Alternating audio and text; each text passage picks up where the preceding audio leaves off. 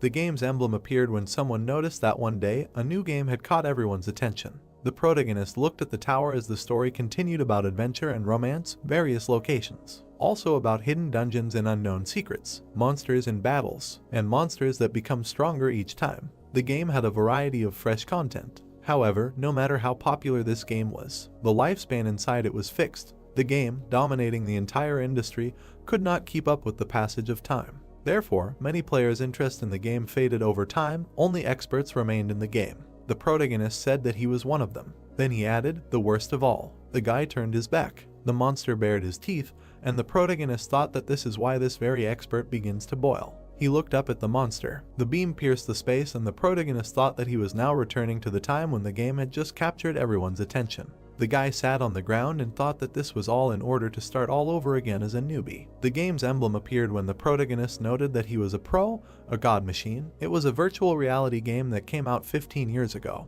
He continued to say that he instantly fell in love with it and became obsessed with it. Over time, he completely surrendered to this game. The protagonist stood in front of the gate 15 years later. Suddenly, Lee Eugene clenched his fists when someone called him and asked if he went to get the enhancement stone. He doesn't have any thoughts, right? Then he thought, lousy lone shark, he will follow him even in the game. After which the brunette opened his mouth wide, put out his fists and asked when he was going to make a fortune and return all the money. They only live once, right? As the protagonist headed for the door, someone told him to stand still, not to make hasty decisions, and to calm down. A split in space occurred when the voice added, please, just once. After which a sword appeared when the stranger said to show him hope. The protagonist noted that users who have been playing the same game for a long time without changes are called experts. He was a pro who had been playing this game for 15 years, then he opened his eyes wide and thought that all he needed was to become stronger. The guy narrated that initially, he liked everything and he did not even suspect that he had spent 15 years in the game. He fought with rivals and continued the story that he was the captain of the assault squad, the master of the guild and the lord of the castle. What he earned was enough to live. But now, the protagonist held a stone in his hands, looked at it and talked about a 7-fold increase. If everything works out, then the debts will be over. Then he closed his eyes and thought that he could end his life in debt. After which he threw the crystal into the urn. A notification came about the creation of the item, plus 1 executive sword. Then he frowned and thought that he had a good feeling from the very beginning.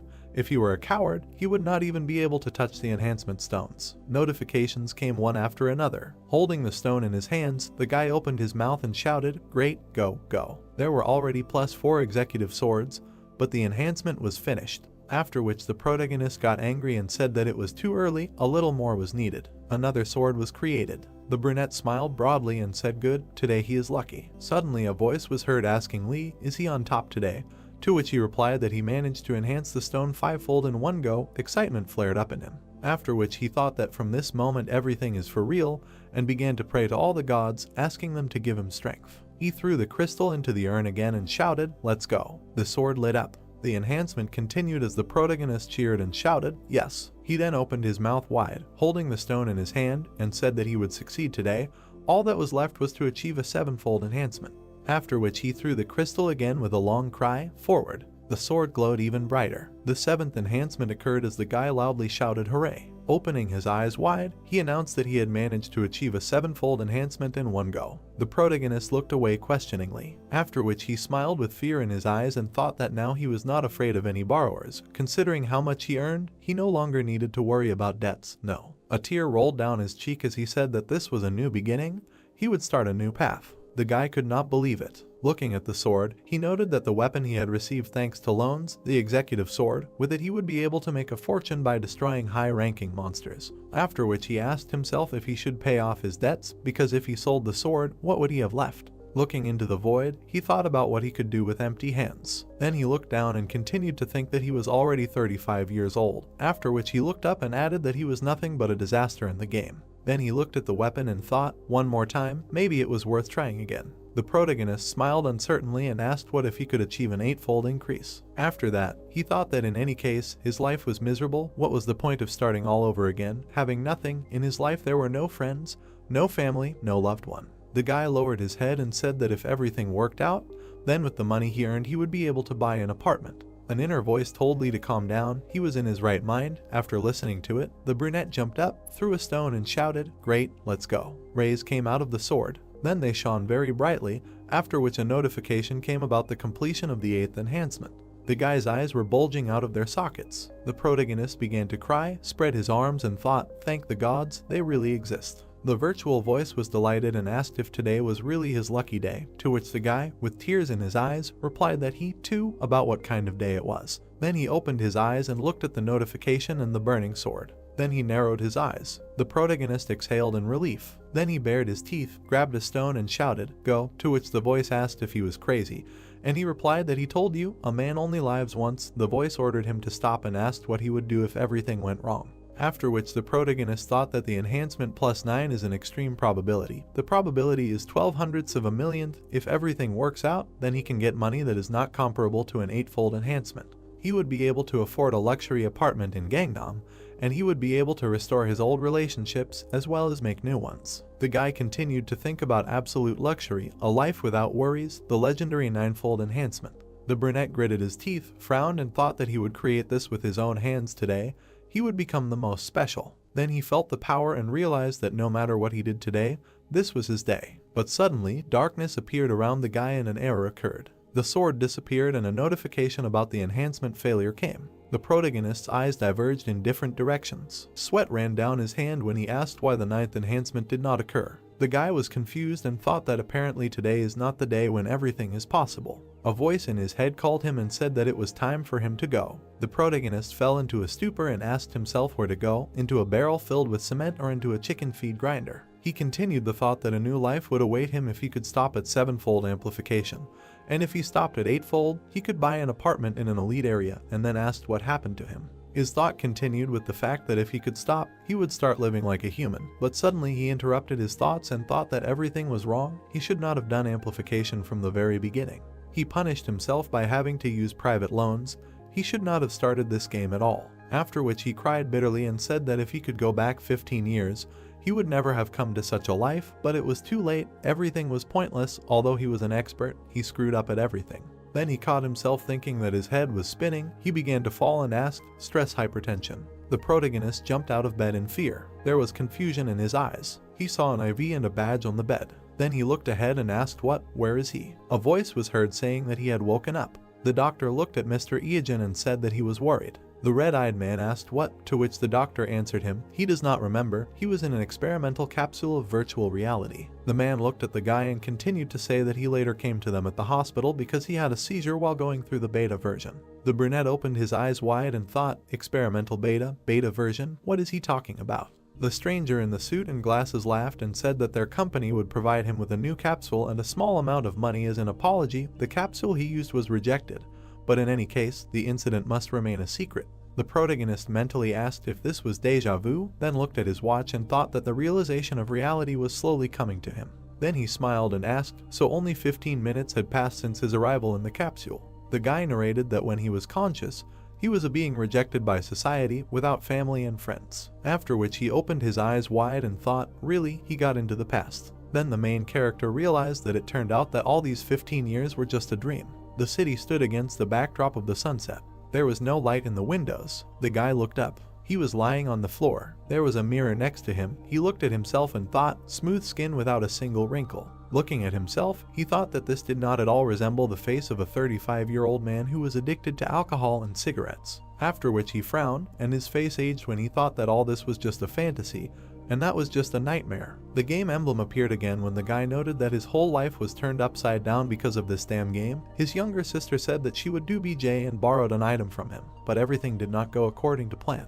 The girl was threatened with a knife when the guy kept thinking that she went into the hunting area alone and caught the eye of an enemy guild. After which she was attacked by a PK and dropped the item when the player who kills other players picked it up and disappeared. The guy said that after, in order to somehow recoup the loss of the item, they tried hard to catch a high-level monster and sell its item. Then he remembered how they even took out a personal loan later. The protagonist said that all he knows how to do is play games. He was going to break this wall between the game and reality. He said that more than 15 years have passed since the game was released, so each time it's online was lower and lower. The ratio of 10 to 1 turned into 100 to 1.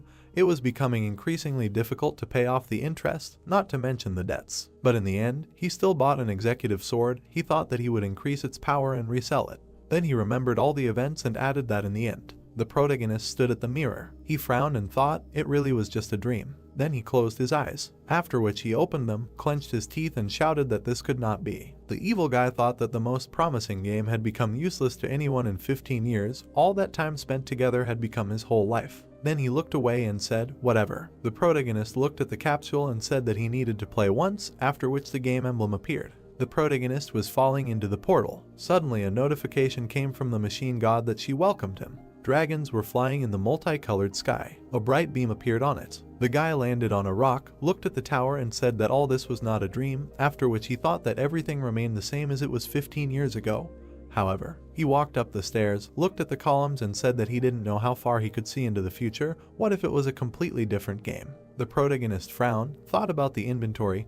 When it appeared in front of his eyes, the guy said, a sword, but he had no other choice. A sword appeared in the protagonist's hand and he said that he had nothing to choose from. The guy had to fight a level D killer bug. The brunette frowned and said that, as he thought, he would be the first opponent. Suddenly, an opponent appeared in front of him, who tried to attack the protagonist, but he killed him. After which the young man looked up and said that it was easy to destroy these creatures. Then he turned around, saw a large insect and asked in surprise, what? The bug tried to strike with its paw, but the guy dodged them. The protagonist jumped up and raised his sword up. Looking at the opponent, he thought that his weak spot was obvious, after which he stuck the sword into the enemy and said, the back of the neck. The insect's wing moved, so the brunette pulled it out. Then he looked at his hand and said that his body was so light, after which he thought that it was definitely not the body of a 35-year-old man, and asked if he was young. Then the game character was too. The protagonist approached the dead creature and said, look what this insect will give him, then frowned and shouted out. He had a killer beetle sting in his hands, to which he said, not bad. The guy stood up and said, good. Then he smiled and said that he would do everything from memory, after which he noted that he really went back 15 years. The brunette realized that he was given one last chance. At first he was going to have fun, but in the end everything went in the opposite direction. However, this time everything will be different. The main character smiled, extended his hand and said that he would take all the delights of the game, hidden places and objects, all this for himself, and only after that he would truly enjoy the game. The training tower includes 10 floors, with each rise to a new floor. The difficulty level and the number of monsters increases. Having passed all 10 levels, you can go out to the main world as a player of level 10. The monsters in this game were created strong enough and are given 5 minutes to survive this fight. Usually he is controlled much faster because he already has enough information about this game. You need to attack the monster at vital points to minimize the time spent on its destruction. Lee Eejin saw the sign of the 3rd floor and thought that there were 3 monsters. He saw the sign of the 6th floor and thought that there were 6 monsters. He smiled and thought that there was nothing special even if there were several monsters. Killer bugs were approaching him from both sides. Damaged killer bugs were lying on the floor. The protagonist looked up, trying to catch his breath. He turned around when he heard an announcement that a new record had been set in the training tower on the 9th floor, and asked if he wanted to add his name to the record table. The brunette combed his hair back. He lowered his hand and called himself an expert. He looked straight ahead and heard that the username had been registered, and that it was possible to select a difficulty level on the 10th floor. He turned around and thought in bewilderment that he did not remember this before. He remembered that before they simply called the rank, the next mission, there were not many hidden privileges with hidden items in the training tower. Lee Eejin stared thoughtfully at the notification and said that, apparently, these privileges were available to those who managed to break the world record. A C rank boss is 10 times stronger than a D rank boss, and a C+ boss is 1,000 times stronger than a D rank boss. A person in his right mind would never increase the difficulty level too much. The boss was raised to level C+. The protagonist threw his hands on his hips and thought that he had become almost a pro, and people like him could fight a plus and S rank monsters in the future. He ran up the stairs asking why he should be surprised by things like C+ rank monsters. He smiled as he went up. Darkness appeared and people began to discuss the protagonist.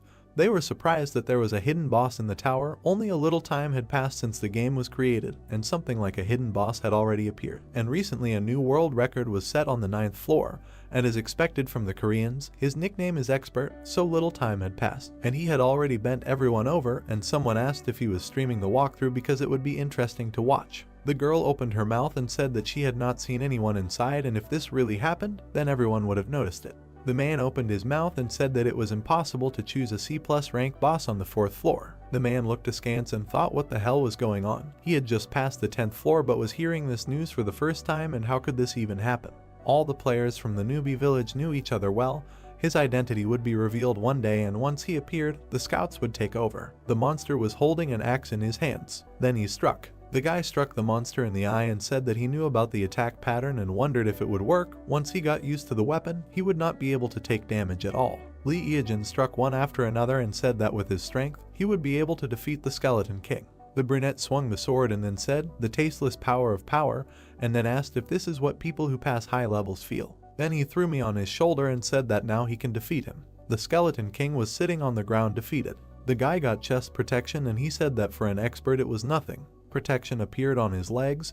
He said that he could get excellent items. He put his hands in front of him and said that it was time to leave the training tower. The protagonist put his hands on his belt and said that in this game items are much more important than statistics, and now that he has C+ rank armor, maybe he should enjoy a tasty morsel. He ran away saying that before leaving this place he needed to check something. The guy started crawling on the floor trying to feel something with his hands. Then he ran over a tile with a picture and shouted that he found it. He clicked on this tile because he heard about this information in an interview with top-ranked players. If you successfully clear the 10th floor of the training tower in the shortest time, you can open another floor. The 11th floor opening notification sounded and a huge gate appeared in front of the guy. The protagonist looked at it and said that he hadn't gone through it himself, but he was curious. It was the highest difficulty level among all the hidden quests. He kicked and said, "Go ahead." Then he smiled slyly, but then something flew into his head. He lay on the ground in bewilderment. A huge fist hit him next to him. He tried to dodge. Lee Eejin started running and said that he had gone back 15 years and therefore all he could do was attack C+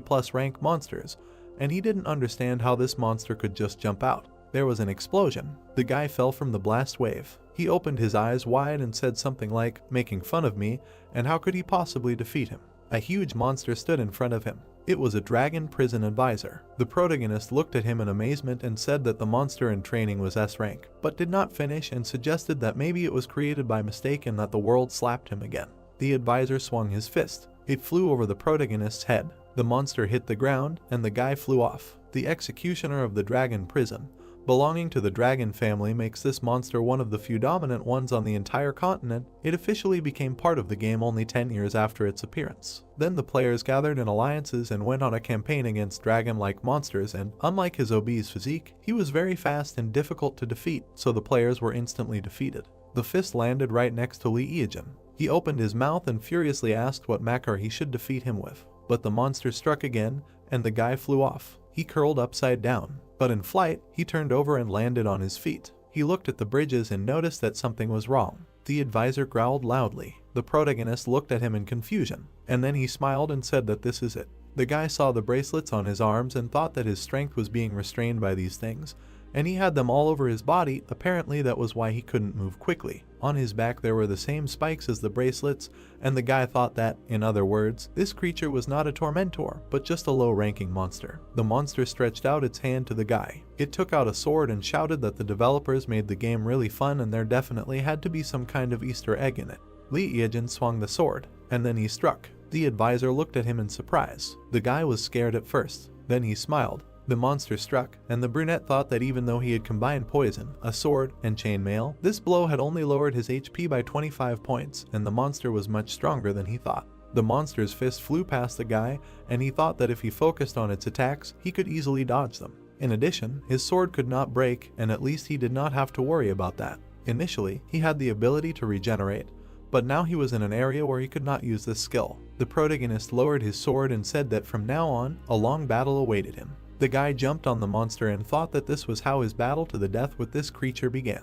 The ability to regenerate S-rank monsters is beyond dreams, but since this skill does not work in this zone, everything went differently and he will have to fight with it for several days. Now the regeneration ability does not work on him either, and if he touches him even once, he is dead. So the most important thing for him now is concentration and speed. If he stops concentrating, he will be thrown out of the game, and if his physical abilities fall, the same thing will happen, exit the game. He does not pay attention to anyone and does not expect anything. He rushed at the monster and thought that time was on his side. 3 months later, there were clouds around the tower. The monster was lying on the ground. A drop of sweat was dripping from Lee Eejin's face. His face was drawn, and he said that it was tough. He sat on the ground and was surprised by the notification that came. It said that his level had increased to 32. The maximum level he can have at the moment is 25. Anyone in such a time could not rise above level 26. The guy got up from the ground and said that strength, agility, and magic all grow proportionally to the level, but it is not so important. He held a cutting flurry in his hands and said that all this is because he now has a weapon that decides his gameplay. He squeezed it in his hand and said that the razor is the weapon of the god of calamity himself, a cutting flurry or razor weapon that strikes fear into anyone who dares to challenge you, the weapon of the god of calamity who held the whole world in fear. This sword is at the top of the dark ranking of the god of calamity. In terms of attack power, it did not fit the S rank, it pulls at rank B, because to get it, it was enough to collect 900 points to the attack power. The brunette looked at his hand and said that fear of the razor is not the only thing that guarantees victory. No one would believe that having a C+ rank weapon you can get an S rank weapon. Then he paid attention to the notification that came. It said that the guy was leaving the training tower and he was offered a choice of 2 camps to join, dragons and demons. He folded his arms across his chest and said that he was not going to go to any camp. A notification came asking if he wanted to stay with the human. The protagonist smiled and said, of course. He continued to smile and thought that in this way he would free himself from the control of demons and dragons, and said out loud that although he would not receive various privileges now, and besides, when would he be able to catch monsters from a friendly camp? He made a face and said that because of this, the pleasure of farming would decrease. The sun flew off in the village of newbies. All the people looked at the guy in surprise, and he thought that there was no need to complete the starting quests, and he did not have time to run from point A to point B. People looked at him with disgust, asking what was wrong with this pervert, and the main character thought that from that moment on he fought high-level monsters that no one could defeat, being at the same level as him. The woman covered the child's eyes, and the naked guy thought that if such creatures touch you even a little, then you are a corpse and no armor will help. In such situations, gloves, shoes, and various accessories would not hurt. He turned around when he was called out, calling him a pervert. The man looked at him and said that he saw him auction off a rather valuable item. The other man asked where he got it, because at this level it was impossible. Lee Eagen looked at them in confusion and did not understand what they were talking about. He thought that it was very vague, but still he felt the same smell from them that emanated from him too, a barely perceptible smell of rottenness. The man looked at him sideways and asked where and for what quest he got it. The men crowded around him saying that if he could do it, then they could too, and he should quickly tell them about the quest, and the guy thought it was dead water. The protagonist looked at the men and thought that the place was made specifically for beginners, and when you exceed level 15, you can't come back here. He thought that he had already reached level 32 in the training head, and that's the only reason he was standing here. The man told him that if he didn't tell them, they would follow him and prevent him from rising to the next levels. The man pointed a candy at him and asked that since he had just left the training tower, he was only level 10, and the guy thought that these overgrown guys died on purpose during leveling, revived here and gained experience on beginners. The protagonist stared at him. Then he smiled, and he came closer and said that good things should be shared. He would tell them where to go to reserve a rebel. The men started discussing what to do with him, and at first they thought he was some kind of pervert, since he was standing naked, but it seemed like he was normal, and then they asked him to quickly tell them the place and they would go. The protagonist smiled and said that he would tell them everything step by step, but first they needed to go to a quiet and secluded place. The sun was shining outside. One of the fat men looked at the protagonist and said to tell them he should tell them about the monsters that would be on the way, to which the second chubby man said that he and his brother were cool guys. The guy turned to the people and asked if they didn't think something like, "Hey, we need to kill this guy and take all his items." The men looked at each other, after which the protagonist, holding a weapon in his hands, said that he knows people like them well. They deliberately wait for newbies like rats. They have gained enough experience and are level 15, and then they attack and take everything from newbies. After his words, the strangers frowned when one of them asked what he just said, and the second added questioningly, he wants them to make him change his mind about entering this game. The guy opened his mouth and said how impudent. Then he clenched his teeth, frowned, put out his hand with a weapon and shouted that he liked their impudence. After which the man swung and shouted that then he should get ready to give up his things and forget about this game forever. The protagonist pierced the fat man with a sword. Snot came out of his nose. The second stranger, looking at this, was shocked. Then the protagonist began to fight off the man in the helmet. The chubby one coughed when his eyes almost fell out. The tall stranger angrily began to take out his weapon and shouted, "What a bastard." Then he opened his mouth wide when the opponent pierced his hand, after which he received a blow. Seeing what was happening, the man in the helmet began to run away. But the brunette caught up with the brat and said how cute it was, after which he screamed in fear. The man hid around the corner, holding his hand and writhing in pain. Then he looked at the protagonist and said, "He's a newbie, who the hell is he?" To which he turned around and replied that newbies are usually taught to treat everyone with love. Suddenly he poked the guy with a spear and added that however, not in this case. Screams were heard between the houses. The protagonist was surprised that they did not have any useful items, then shouted, "Oh," and a slime unit appeared in his hand. The protagonist said that slimes are monsters from which you can't get anything valuable. It seems that these guys raised their level only by killing slimes. He was able to get slime quintessence, so he does not have to farm 1,000 slimes. The young man held out his hand with the slime and said that he thought he wasted his time, but everything went well.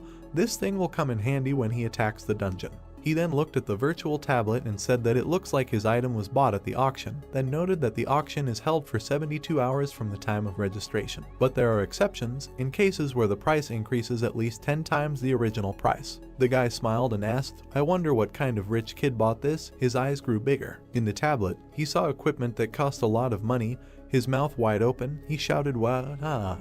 Then he looked ahead and thought that this is real business. He was able to sell only the C+ rank armor for that kind of money. The guy continued to say that the iron armor calling for rebellion is a great option. However, is it worth agreeing to this amount? He thinks that many will want to take the initiative into their own hands. Because these are the first days of the game, he is already looking forward to expensive buyers. They need to comb through the money. The brunette smiled and thought that before he was the one who earned money in real life for the sake of playing. Now everything is the opposite. He will be able to earn money in the game and use it in reality. The sky was clear. The head of the protagonist climbed out of the bushes. The guy was standing on a tree branch and looking at the maze of demons. Then he looked at the walkers made of fresh 100% slug extract, smiled, and said that this is a great thing. Between the toes there are pleasant sensations, soft moist skin. This is a very good ability for beginners. After which the brunette looked into the distance and said that it was time to go in search of the item used by the earth-shaking archer. The young man jumped. He then noted that archers were unclaimed before. No matter how strong the archer's attack was, the arrow could not penetrate armor, so no one became one. The protagonist continued to narrate that, however, there was a top archer back then who appeared out of nowhere like a comet. Oddly enough, he always fought and hunted with a special item. In one battle, the archer's opponents laughed at the fact that a bow and arrow were not weapons. However, that day, all of them had broken ankles. That is why that archer was nicknamed the Earth-Shaking Archer. The guy said that later he heard that he received a special item as a reward for passing a hidden dungeon in the labyrinth of evil spirits. Running into the cave, the brunette thought that although he was not an archer, he could move as fast as them. In front of him, he saw a monster. The demon turned its head and looked at the guy, after which the main character smiled and said that his finest hour had come, then asked if they would try to fight. The demon's eyes bulged. The red-eyed man made a dash. Suddenly, he was surprised when there were a lot of monsters. The guy opened his eyes wide and shouted that there were many more of them than he thought. But he still went into battle. One of the opponents began to attack. The young man swung the tip. Then he gritted his teeth, looking at the enemies. The brunette thought that, as expected, they were slow. If anything, he could escape from them. However, an item that accelerated movement was a priority. He saw a door in front of him and said that this was it. Then he jumped up and kicked it. Something was falling above him. A metal wall fell near him. Suddenly the floor broke and the main character began to fall. While he was flying, he said that this was great. He could find any way out of this labyrinth. It was not even more difficult than walking around his house. It was dark. The guy saw a monster in front of him. A danger notice came. It said that the dungeon boss was here. The protagonist was scared. The boss was preparing for a crushing attack. His footsteps were causing the floor to crumble. The monster was very big. Looking at its red eyes, the young man said that as he thought, if he was wearing armor, his speed would be reduced by more than 50%. The protagonist stood ready when he said that it would be the same even if he wore iron armor. That's why he doesn't wear it. The scarlet demon bared his teeth. The guy smiled and said that as soon as he came, he prepared a warm welcome for him, then asked if he was bored because no one had come to him yet. The brunette turned around, saw the demons and said that they were persistent guys. He looked at them sarcastically and added that they were not trying hard enough. Time was up. The monsters began to fall, yellow liquid pouring out of their mouths. One by one, they started dying when the guy said that when he looked at it, it was a terrible but powerful force. He then explained about the quick strike. It was a point damage technique that deals a certain amount of hits that cause bleeding, ignoring the shield, a cheating technique that made the Razor #1 in the rankings. The protagonist noted that the damage reduction for a second is 1/100th of the enemy's total HP. This effect lasts until the target is killed. He then looked at the demons and said that one by one, starting with the one who was injured first, it cannot be dispelled. Then he looked at the boss and said that now it remains to deal with him, and then asked, well, now only he is left. The demon took a deep breath. Fire burst out of his mouth as the guy began to run away and hid behind a stone. A notification came that the scarlet demon was caught. The floor crumbled under the monster's feet. The naked protagonist jumped. He jumped off the rocks and landed on his feet. The boy looked at his walking sticks in surprise. Then he raised his head, frowned and asked his opponent how long he thought he could last. The enemy stepped next to the young man as he swung the blade. 3 hours later, the brunette cleared the labyrinth for the first time. He spread his arms and asked if he could continue. In the beginner area there were 2 more C+ rank monsters besides the Akani, right? Then he looked away and thought. Lee looked into the distance at the nature and said, okay, he chooses it. The sky was brown. Insects were flying in the nightmare forest outside the beginner village. The protagonist quickly ran away from the C+ rank water spider. In motion, he turned to him and asked, since he had caught part of the prey in the net, why was he chasing him? Was even some insect an important prey for him? The rival was above the guy's head. Then the brunette turned around and saw an explosion. He jumped when a trap appeared under him. Then he smiled and said that this is exactly what he wanted. The spider was terrifying. The ground was shaking. Sounds were heard. The protagonist jumped off the cliff. Then he looked down in fear. An insect appeared behind him. It made strange sounds. The guy looked at it from under his brows. They stood opposite each other. The enemy made a dash, after which there was an explosion. Then the brunette laughed and asked. The intruder entered his territory, and he personally came to settle accounts with him. A scaly king cobra appeared, sitting on a rock. The young man said that this was a great chance to deal with 2 bosses at the same time and also increase his agility. Looking at the spider, he continued to say that the water spider, which never lets go of the prey, even if others are already looking at it, then turned his gaze to the cobra and added that the king cobra with scales, which will never let go of intruders in its territory. Continuing to look at them, he said that many players would have their legs buckled from seeing this. This is a funny sight for a person like him. Then the protagonist opened his mouth and said that seeing how they both die, a notification came about receiving the exoskeleton of the soothsayer and the scaly dream without blood and tears. Everyone was surprised that these are C+ rank items. People looked at this in surprise, wondering how he was able to get this and what monsters he killed, and also that this is impossible and this is just a bug. The man clenched his fists and shouted, 3,000, 5,000, are you kidding me, 6,000, 6,500, 7. Lee Yejin leaned back in his chair and said that he had only just started and the stakes were already rising. How much more could he raise? He pressed his lips together and asked if he was really like that. The guy looked to the side and wondered if the poor guys who were shaking over the crumbs that others were throwing down, was that really what they looked like when top players like him were looking at them? Then he looked closely. The phone rang. It was his uncle. The protagonist took the phone in his hand, scratched his head and said that he didn't want to pick it up, but if he didn't answer, the guy would start to annoy him even more. He brought the phone to his ear and said, hello. His head was blown off from the scream that when he was demobilized from the army,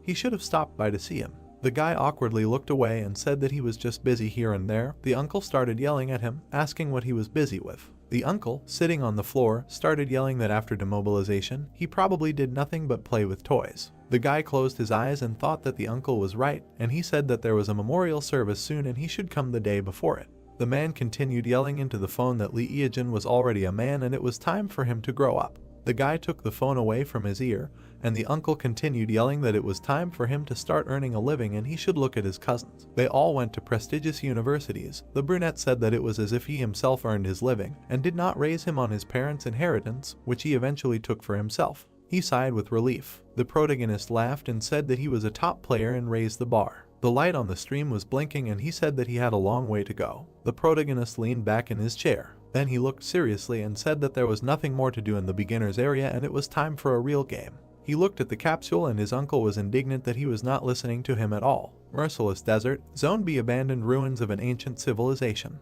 Lee Yejin looked through binoculars and said that if all his calculations were correct, then it should be somewhere around here. Since the player cannot enter this dungeon alone in the usual way, he will use a trick that only he knows. He looked at the camel and apologized to it, after which he killed it. The camel's bloody body lay on the sand. The protagonist smiled and said that he was there. Explosions began to occur in the sand. The guy looked at all this, saying that he was glad to see him after a long time. A huge sandworm towered over him. The worm opened its mouth. It looked up and said that he had successfully caught it and then ran. And he began to run away from the monster. While running, he turned back and said that he would not be able to catch it if it came back. It had thick skin and no matter how much he hit, he would not be able to cause damage. The worm screamed and crawled after him. The guy grinned, saying that he could not defeat it unless he lured it out of its habitat.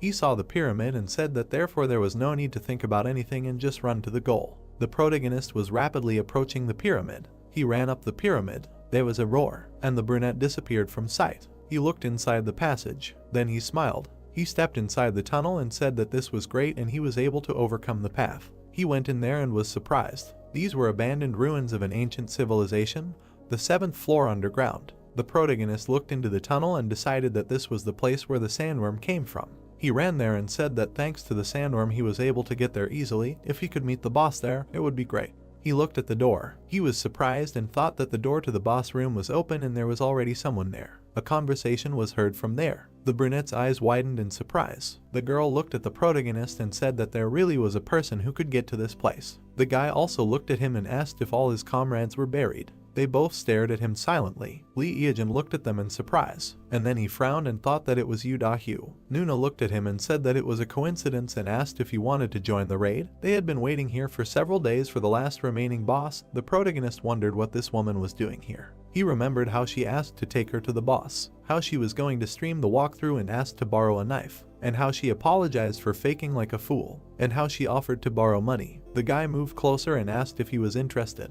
Lee Eajin rolled his eyes and thought that he had gone back 15 years and these people still didn't know him. Yu Da-hyu winked and said that he and his sister had died here twice already trying to kill the boss. It was problematic for two people. The protagonist frowned and thought that he needed a human shield for convenience. Then he smiled and agreed to go through the raid together. He grinned slyly and said that he would help them. After the red-haired man's words, the protagonist realized that they were brother and sister, after which the girl looked at him and asked if they would go on a raid together. The main character's head was spinning with thoughts that it was very hard in his past life because of them. He needed to throw away all these feelings and focus on something more important, namely, how to remove them both at once. After which he smiled sarcastically and said, "Okay, they will go together." People looked ahead. In front of them in the darkness stood a throne and a voice was heard that it smelled disrespectful guests. A monster sat on a chair and said that it smelled prey. Then he clenched his teeth and took hold of a spear. The blue-eyed man closed his eye, opened his mouth and shouted that he was coming. The end of the queue sparked. The earth shook.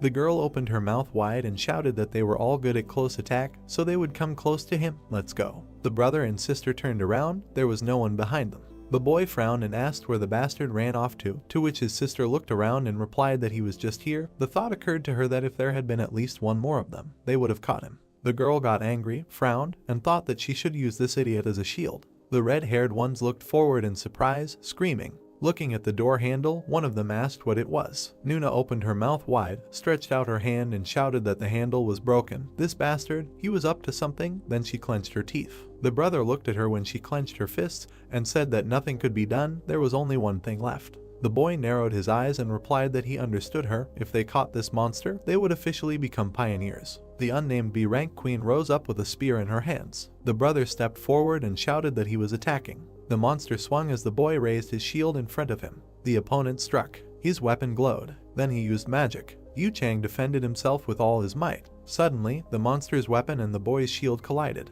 The young man, gritting his teeth, shouted to his sister, "Forward!" The blue-eyed girl dashed forward with knives in her hands. Then she jumped up and swung at the enemy. A scream was heard, first with the spear, after which the brother opened his mouth wide and screamed. He made a strike with his weapon. The red-haired girl turned around, opened her mouth and said that he had low HP, so a few hits would be enough. In response, the guy said that he understood. They would go like this and headed towards the opponent with a shield. Someone's voice was heard that the connection was really a worthwhile thing. The protagonist, peeping at what was happening through the crack, asked, "Are they now level 30 tanks, right?" Then said that if you skillfully use the tank's ability, then there will not be a single monster that could not be defeated. After which he frowned and continued, "But there is something to be afraid of in the nameless queen." The monster's eyes glowed green. He dealt many blows to the guy. Gritting his teeth, the young man shouted that her attacks had changed, and the speed had increased sharply. They would not be able to avoid all the attacks. The queen dealt a blow, after which there was an explosion. The fragments flew apart when the guy, closing his eyes, screamed. His sister tried to attack her rival. Then she opened her eyes wide and said, "Damn, they have already gotten used to her previous attack style. Now it will not be easy to dodge her blows and her speed." Suddenly the enemy appeared in front of the girl when she closed her eyes and said that it was too late. There was an explosion when the lady opened her eyes. The monster was lying on the ground, blood was flying around him. The protagonist was striking and saying, "Checkmate." The blue-eyed girl opened her eyes wide, stared at the protagonist and asked him. Then her gaze became angry and she continued, "He appeared at the very last moment." Her brother, gritting his teeth, shouted in rage that this coward was sitting in ambush the whole time. They could not get out of here because he broke the door handle. Throwing his sword over his shoulder, the guy replied that thanks to him they defeated the boss, and after all, it was he who saved their lives. Suddenly, a notification came that the nameless queen was successfully defeated, and there was another female player in their group. They were able to discover a hidden quest of forgotten ancient ruins. The heroes asked in surprise, "Female player, hidden quest, what kind of nonsense?" The red-haired ones turned around when the guy said that this bastard ran away again. The guy frowned and asked, "Doesn't she think it's weird? Why didn't their level go up? And why didn't anything drop? They weren't done yet." A voice was heard calling the girl. She grabbed her head when the voice said, "Her body." The monster, lying on the ground, whispered that she must give it to him. The heroine, holding her head, screamed loudly. Suddenly, her face turned black. Smoke swirled around her. Then her eyes turned yellow and she laughed. Standing with the monster's spear in her hands, she shouted, "Scum! They must kneel before her." Her brother was shocked. The protagonist turned his head and said that in order to enter this dungeon, more than 2 people were needed, and at least one of them had to be a girl. That was the reason. A question appeared inside Yu. What was going on? She was controlling her body. The brother looked at his sister questioningly. He received a notification that his partner's soul had been taken over by a monster, the new name of the queen Yu. The girl was told to forget her previous connections. Now she was the mistress of this dungeon. The blue-eyed girl's eyes widened and she thought that she couldn't believe her eyes. Why did they make such conditions for entering here? The red-haired man looked at her, cowering, and thought, all monsters are so crazy. The protagonist turned his head and said that in order to enter this dungeon, more than 2 people were needed, and at least one of them had to be a girl. That was the reason. Then he looked away and thought that in order to attack alone, he thought of cheating with these 2, but everything did not go according to plan.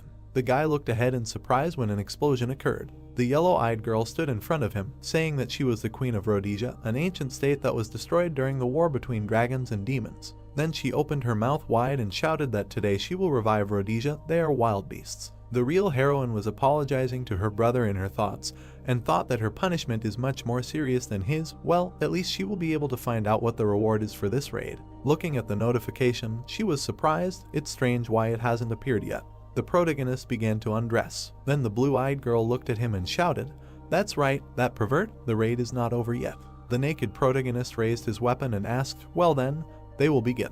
The 2 personalities of the girl screamed that he was a dirty creature and a fucking psychopath. Then the heroine used force with a spear. The guy swung back. Then he smiled and said that she missed. The queen got angry and bared her teeth. Sparks flew. The brunette rushed from side to side. The girl struck again. The protagonist dodged him too. The yellow-eyed girl looked at him in surprise and asked what.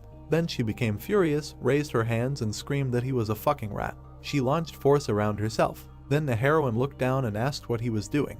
The protagonist was lying on the floor, writhing in pain and saying that he hit his head. He would lie down for a while. Suddenly, he crawled away like a centipede. The red-haired girl fell into a stupor and her eyes became square. Then she silently raised her hand. The red-eyed man looked at her emotionlessly. Illustrations of power were displayed on the ceiling, with the girl standing with a staff in her hands and the guy sitting on the floor. After which the lady looked at her opponent and told him to die. The brunette smiled and said that the atmosphere was heating up. Sparks flew from the ceiling. The protagonist's legs ran when he said that then he shouldn't stand like a pillar either. He showed different techniques when the girl looked at it in surprise, after which the main character landed on his feet and spread his arms out to the sides. The heroine's pupils narrowed when she thought about what this idiot was doing. Suddenly the guy approached her when her thought continued with the fact that he seemed to have been on such raids more than a dozen times. Then power flew at her. She told her to stop. The brunette delivered multiple blows when the girl writhed and screamed, "Stop, enough." The protagonist smiled wickedly and thought that since the previous battle her HP was almost at 0, then they would end it, the end. Then he raised the tip up when the lady extended her hand, defending herself. Suddenly she quietly said that she had freed herself. Tears appeared in her blue eyes when she asked him not to kill her. Swinging, the guy replied that he didn't care that she had freed herself, he was going to kill her anyway. Her eyes shrank when she thought that. Suddenly blood splashed and a notification came that the raid on the queen was completed. He had cleared the forgotten ancient ruins. He was awarded a reward. A shiny ancient bronze sword appeared in the protagonist's hands when he said, "Cool." Then he looked away and said that he had collected everything now. Then the guy turned his head, looked at the floor and said that it was the idiots who left so much behind. He started picking up the stones, saying it was a shame, but he would do it anyway when a voice called him a fucking moron. The brunette looked back. Dead Yu, who could leave a will to her teammates within 10 seconds of her death, shouted at him not to pick it up. The protagonist was already holding the coin in his hands when she started calling him a bastard, a monster, a moron, a thick-headed, a goat. Then he continued to pick up the rest, to which the heroine shouted he was serious. She opened her mouth wide with tears in her eyes and screamed, asking what the hell he was doing. A notification came asking if he wanted to leave his name. The protagonist looked away and said, stagnant water. On the tablet screen was a moment from the battle when the queen missed. The brunette sat in the capsule with a tablet in his hands and remembered that he then hid in a clay pot and recorded it all. The recording continued all this time. Looking at the screen, he continued to say that the girl had such a face, he could not help but film it, did not think that he filmed the entire raid. Then he looked up and said that this is a video from his first raid. After which the guy sat down at the computer and said that it was somehow boring, maybe he could edit it and post it to the group. The protagonist was fast asleep when his phone was blowing up with notifications. The building stood in the evening city, one of its windows was open. The trash can flew off when an enraged Yu Chang walked around the office and shouted that the more he thought about this pervert, the more he pissed him off, to which his sister answered him that his rage would not change anything. Gritting his teeth and frowning, the brother looked at his sister and asked if she was laughing. He made them look like idiots. The girl silently filed her nails. The brother looked at the redhead when she told him to stutter, then turned to him and angrily asked who he thought was the face all over the internet. The guy stood there and listened as she continued to say that this pervert had uploaded a video in which he had censored only his own face. The brother only nodded. The blue-eyed girl bared her teeth and said that she would find this bastard. Then she hesitated and thought that her plans to become a beautiful brave mystic were ruined at the very beginning. Then she continued the thought that her first boss was a pretty babe, she would take revenge on him for this shame. Crying, she thought that although it brought her considerable popularity, when a guy came into the office and told his brother that he had cleaned everything up, after which he turned to his sister and asked if she was okay. The brunette looked at his brother and asked if he remembered that guy, Hong they call him. It turns out he works at a construction site. To which he replied that he told him that he had no money and no job, and the man added that he said that he had recently gotten a job, I think. The red-haired man smiled sarcastically and asked to bring him here. Then he looked away and added that he would make him pay with his body, just like those guys. There were many capsules with people in the room. They lay motionless when he thought that the top 20 was just around the corner. The brother and sister were serious when one of them continued the thought that it was possible to earn more in the game than now, but they had a way to go before reaching the top 20 and recoup the rent of this room. Plus they had to find that pervert. He would destroy him. A voice came from the research room of the Seoul K1 Pro players team. Look at this. The guy was sitting at the computer and asking, a B+ raid video. When the second asked again, early B+, he didn't know who it was, but he was a monster. The brunette opened his mouth in surprise and said that it was a little strange. Looking at the footage from the video, he asked who this crazy pervert was. The young man looked at the screen and asked if he wanted to say that he won like this in the B+ rating, to which the first closed his eyes and replied that it was as if he saw the dance of death. One of the guys grabbed his head and shouted how they should play now if he exists, to which he received the answer that he should invite him to his father's noodle shop. The blue-eyed guy silently looked away. Director Ying stuck out his finger, opened his mouth wide and shouted, send a message to this guy from Deadwater right now, he wants this guy to join their team. The man, looking at the main one, asked what salary to offer him, to which he replied that it was not negotiable, give him whatever he demands, to which the first one asked, one message would be enough. The director got furious and shouted that he was stupid. He was sure that at the moment he had been sent 1,000 messages if they sent him just a message. They were already out of luck if the Chinese took him away because of their slowness. The brunette was making a call at that time. Then the employee said that he received a response from Deadwater. It said that the hero agreed. The blonde silently looked at the phone. The brunette stood with his arms folded across his chest, wondering what those monstrous movements were, when a voice came from behind him. Oh, director, we need to call a medic. Scrolling through the moments from the video in his head, the blue-eyed man thought, unbelievable, it looks like he's raided the boss 100 times, he's sure. Then he looked ahead and continued thinking that this guy was a step. No, he was several steps ahead of him. His hands tensed. It was on a floating island of unknown rank. An incomprehensible creature appeared. The protagonist was fighting a C-rank sewage snake. He cut it in half. Suddenly a notification came that he had found a secret dungeon, a rotting underground canal. When the guy plugged his nose and said, what a terrible smell, the name of the pioneer was added to the Akasha records. The protagonist narrated, recalling his reaction, that to be honest, he was shocked. He got more views than he planned. But if you think about it, you could have ended up on the main page of the site, but he, fortunately, ended up in the top best gamers. Then he opened his mouth and asked, with this, after which he scratched his temple and said, amazing. Remembering the fight, he said that if you look at it from another point of view, only because of 15 years of training, it looks easier than drinking water. He thought too highly of high-level players, the one who breaks mountains with one blow and makes cuts with surgical precision. He continued to say that he only thought about high ranks for so long that he unconsciously underestimated himself, But this could not last forever. The protagonist stood on his walkers and said that, "Pro player, this is not so bad." Then he frowned and said that it was not in vain that he spent so much time, no one will defeat him again, right?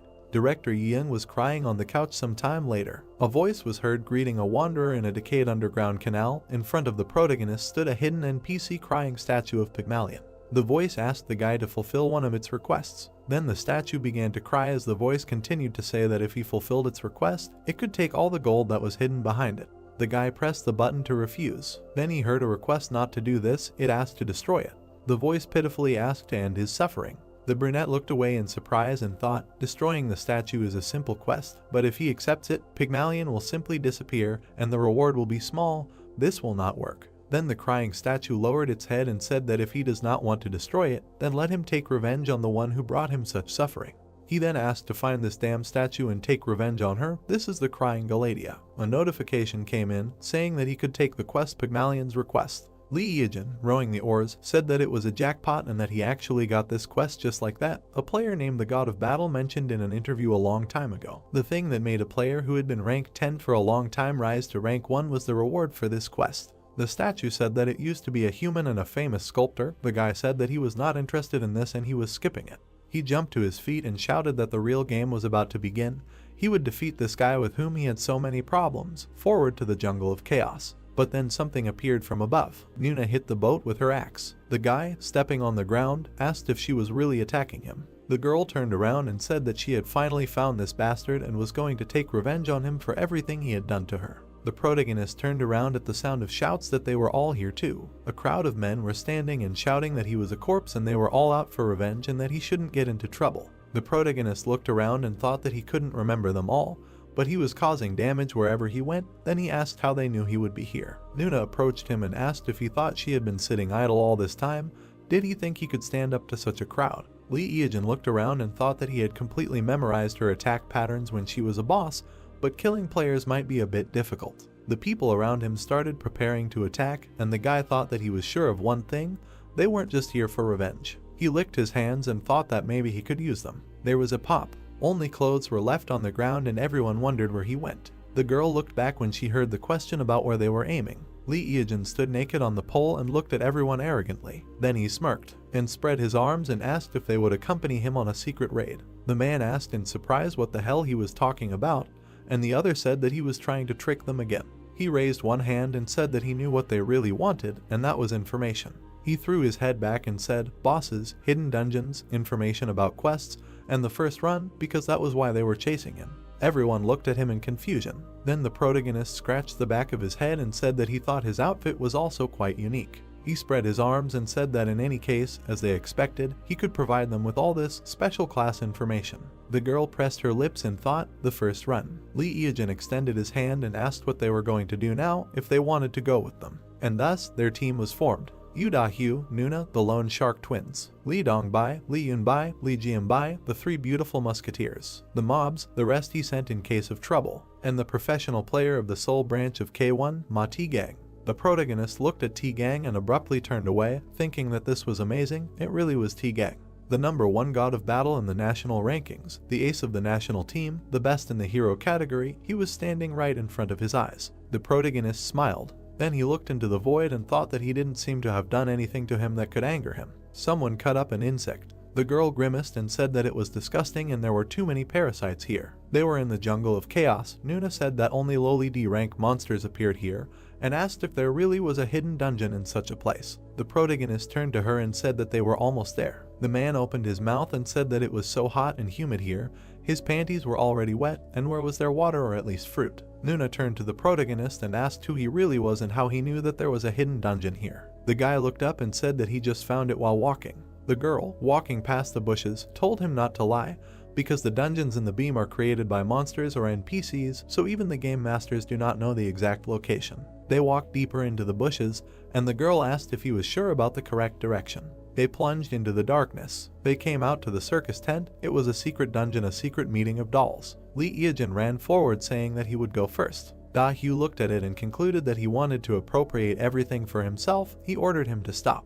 They entered the hidden dungeon of the secret meeting of the dolls. The controllers behind the scenes were on alert, the entities on the stage awakened, the jesters began their performance. The blow fell between two guys. They were the serial killer pirate and the gargoyle. The protagonist rose into the air with the help of red leather steps and said that for guys like them who live for performances, there is nothing more terrible than the disappearance of the stage. Then he stamped his foot, and the ground began to crack. The monsters began to shake, and the protagonist said that for clowns and clown-like monsters, the damage from the earthquake is double. They also have the attribute of a minion, so the blood is doubled. The gargoyle tried to strike, but the guy dodged, and Pirate put out his hands. Lee Eojin continued to dodge the blows and said that in other words, they receive 4 times the damage from one blow. The protagonist plunged the blade into the clown's head. He smiled and asked what he should do because he wanted to be hit, but his body reacted on its own, so he missed again. The protagonist looked at the battlefield and thought that he had killed a whole bunch of C+ rank monsters in an instant.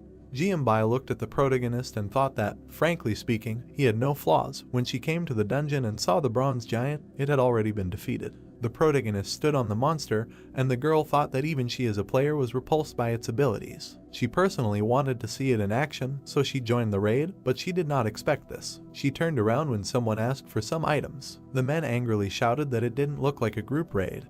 He just killed all the monsters by himself. They wanted the rewards too. Everything should be equal in a team. Eojin turned around when he heard this. The girl looked at them and thought that this sucked. Dahyu grimaced and wondered why they were whining. Tegang rolled over and thought that after all, he had no reason to be on his side and why they were probably even right. Tiik pointed his finger at the main character and said that he hoped that he didn't want to grab all these things for himself.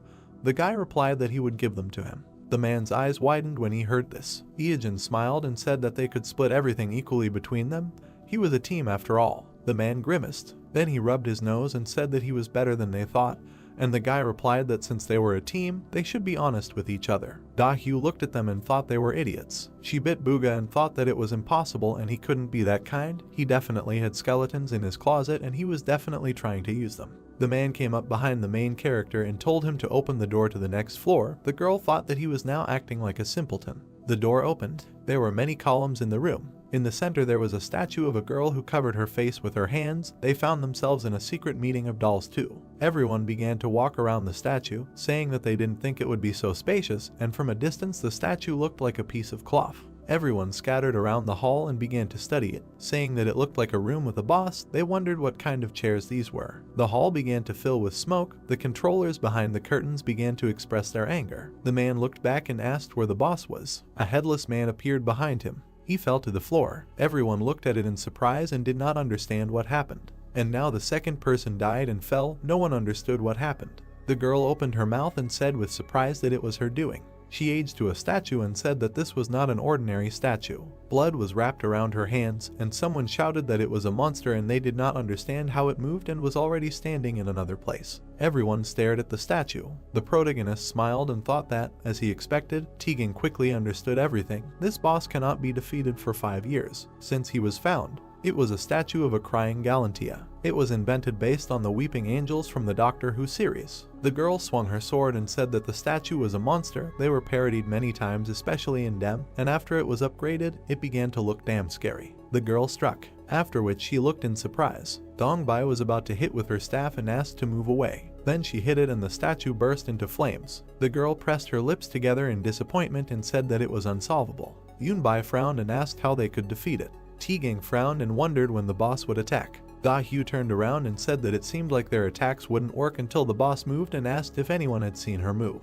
Everyone stood tense and the girl said that she didn't know when she would move, but they definitely wouldn't be able to block the attack and they needed to calculate the time to attack. The man raised one eyebrow and asked how they could make her move. Everyone stared ahead silently. Then they turned their heads towards the sound. Eojin was standing there wearing a cloak and smiling. Chang opened his mouth and shouted what he was going to do, and anyway, he was the one who dragged them here. The door was locked, they couldn't get out. Then they asked if he had a plan.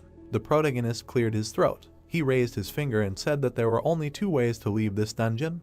The first was death. The guy raised his second finger and said that the second was to defeat the crying Galathea. The girl opened her mouth and shouted that if they could, they would have won already. How are they going to defeat her if they couldn't see her attacks? The protagonist chuckled and asked when he said that they would defeat her. The girl asked again in surprise, to which the protagonist showed his middle finger. He continued to stand there and he said that he would destroy her himself. Da-hyu looked furious. The man clenched his hand into a fist and asked why he brought them here at all. Da-hyu was surprised when she heard that they were useful. The protagonist smiled sweetly. Then Lute closed his mouth and said that they should give him all the money. Everyone looked at him in surprise and Da-hyu asked what the hell he was talking about. The protagonist folded his arms and said if they hadn't sat on the belt, so she should pay, he would defeat the crying Galatea, so they should provide the payment for survival. Chang clenched his fist and said that it was his fault that they were stuck here, to which the guy in response asked who made them come here. They only came here because of their impudence, they should hurry up and pay. He was sure that they did not want to play a staring contest with a monster that was too tough for them. The girl looked at him silently, then she cleared her throat and asked how much he wanted. The protagonist smiled evilly and said, 100 million gold. Da-hyu looked at him furiously. Chang rushed to the guy and said that he was completely out of his mind, he thought that he could do whatever he wanted. The brunette cowered in fear and said that he was very scared. But then Chang's head was torn off. Da-hyu closed her eyes and thought that this idiot should have calculated the situation, and the guy told her that now she had to pay double. Then she opened her eyes and wondered why she had to pay for her brother, to which she replied that they were one family. A dagger appeared near the protagonist's face. The girl looked at him intently and said that he shouldn't play with her, she could just share the punishment with the others and finish him off here. How could she even believe that he would keep his promise? Then he grinned and said that if she didn't believe him, she could make a deposit. The DEM deposit system allows you to deposit the promised amount into a third-party account until the transaction is completed satisfactorily. In other words, it is a security deposit. If the payer is not satisfied with the recipient of the payment, the money is returned to him. The third-party account to which the deposit is received does not belong to anyone, it is protected by an absolute rule. The girl remained silent. The SU stared at them in surprise. The boy glanced at everything and continued to say that she could take the reward for defeating crying Galatea. He moved his hand to the side and said that he did not claim it. Everyone stared at him and thought that crying Galatea seemed to be a B+ rank boss. Also due to the advantage of being the first in the world to defeat her, the reward should not be less than B+ rank. Tegang stared at him. Everyone stood silently. Out of all the items in the market, the current highest rank is C+. This is crazy. If they can get it, they will be one step ahead of everyone else. The girl gritted her teeth and put it that she can't fall for this. Why would he refuse a B+ rank item? It means he has something better. Iyajin stared silently. When a player is in a team, he has the right to distribute the reward from defeating the boss. Also, if you upload a raid video, you can expect to get views or even ad revenue. If you leave the raid halfway, the video is automatically deleted. You cannot refuse it. The girl began to slowly put away the dagger. Then the protagonist raised his finger and said that this is the right choice.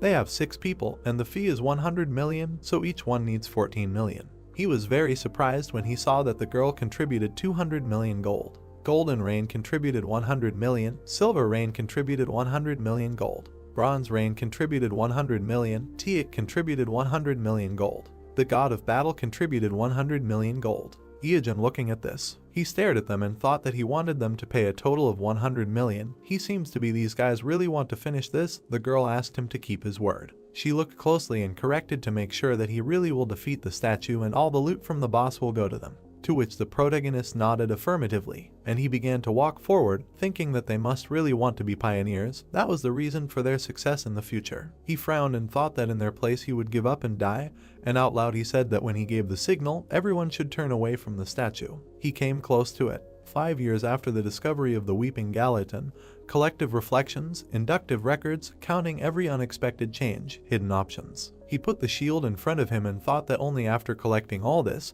some guys, having resigned themselves to the possibility of destruction, decided to defeat the terrible and deadly monster. The brunette put the bronze shield of the ancient civilization in front of him. He grinned and ordered to close their eyes. Everyone closed their eyes. The guy looked at the statue and the reflection in the shield. The statue removed her hands from her face. Then she swung, but the guy saw it. He dodged all the blows of the statue, and then he plunged a dagger into her eye. Then he ran away from her. The statue kept trying to hit, but the protagonist dodged them all. He defended himself with a shield. The girl bared her teeth. She looked at her hands. Crying Galatea becomes indestructible when someone is looking at her, but when they stop looking at her, she turns into a monster and attacks the nearest player. The most frightening and important fact about this statue is that it is an attention seeker. The brunette opened his mouth and shouted for everyone to open their eyes. Da-hyu opened her eyes and looked around. The statue behind the protagonist returned to its original position. The guy attempted to attack the statue and thought that he had already checked everything. His information was reliable, its attack pattern resets after each stop.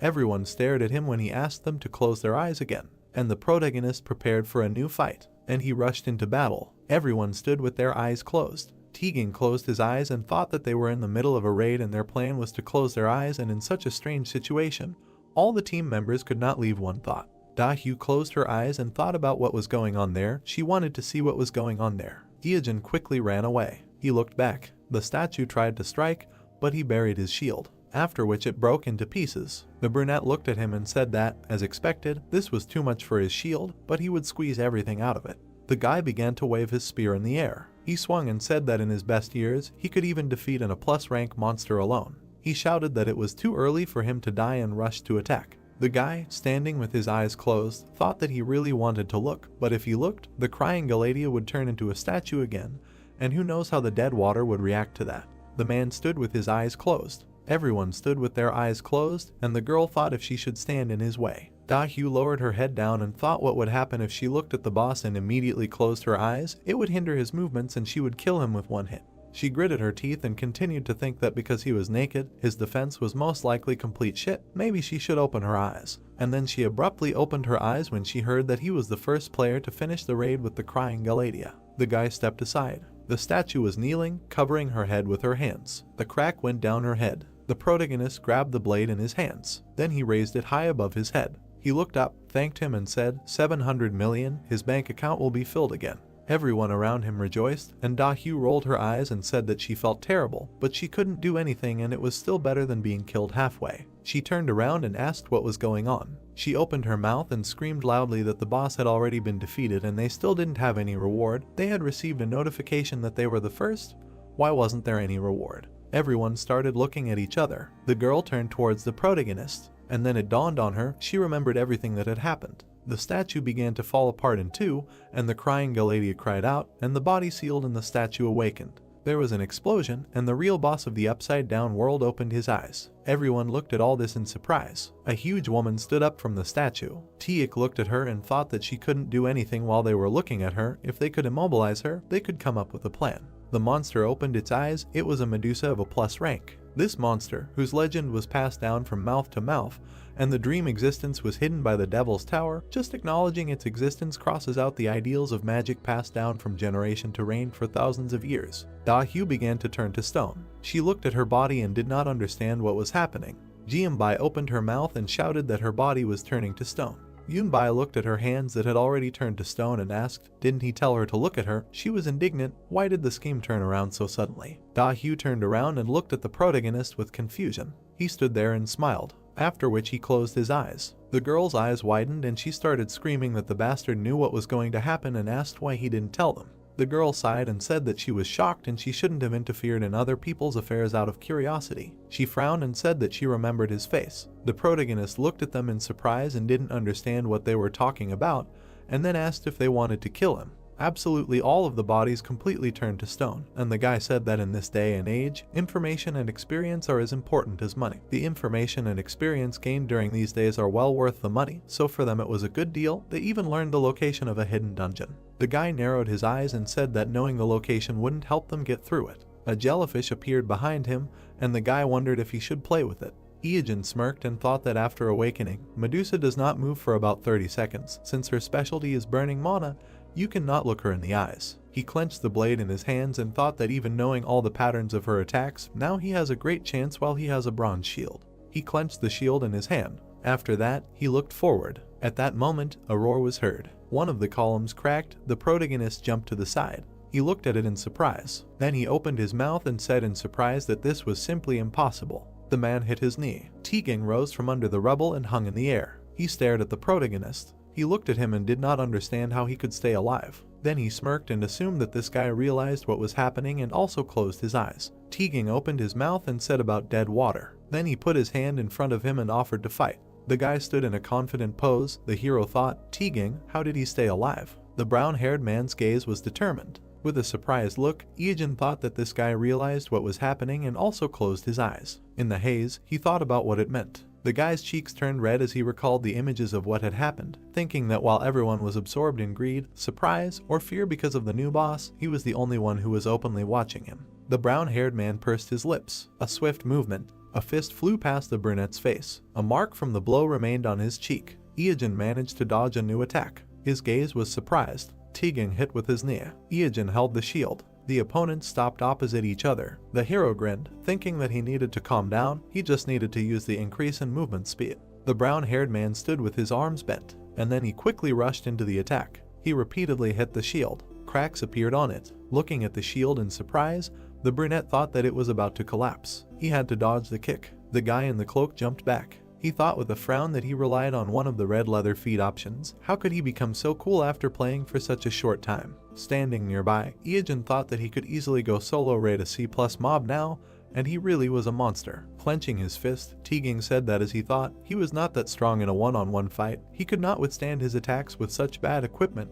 He would finish him off. The brunette held a knife in his hand, and then he smiled. In the haze, his words appeared that he thought so. Smiling, the hero said that he was wearing top-notch loot. His eyes widened in amazement. He saw a glove with a round stone and thought it was a wanderer's glove. The boy stood in a confident pose, while the hero thought that he was wearing smooth stone armor, a victory helmet and cheater's shoes. He had expensive loot, but lacked experience. His gloved hand was clenched into a fist. Iijin thought that he was a big fan of the god of battle Tegan.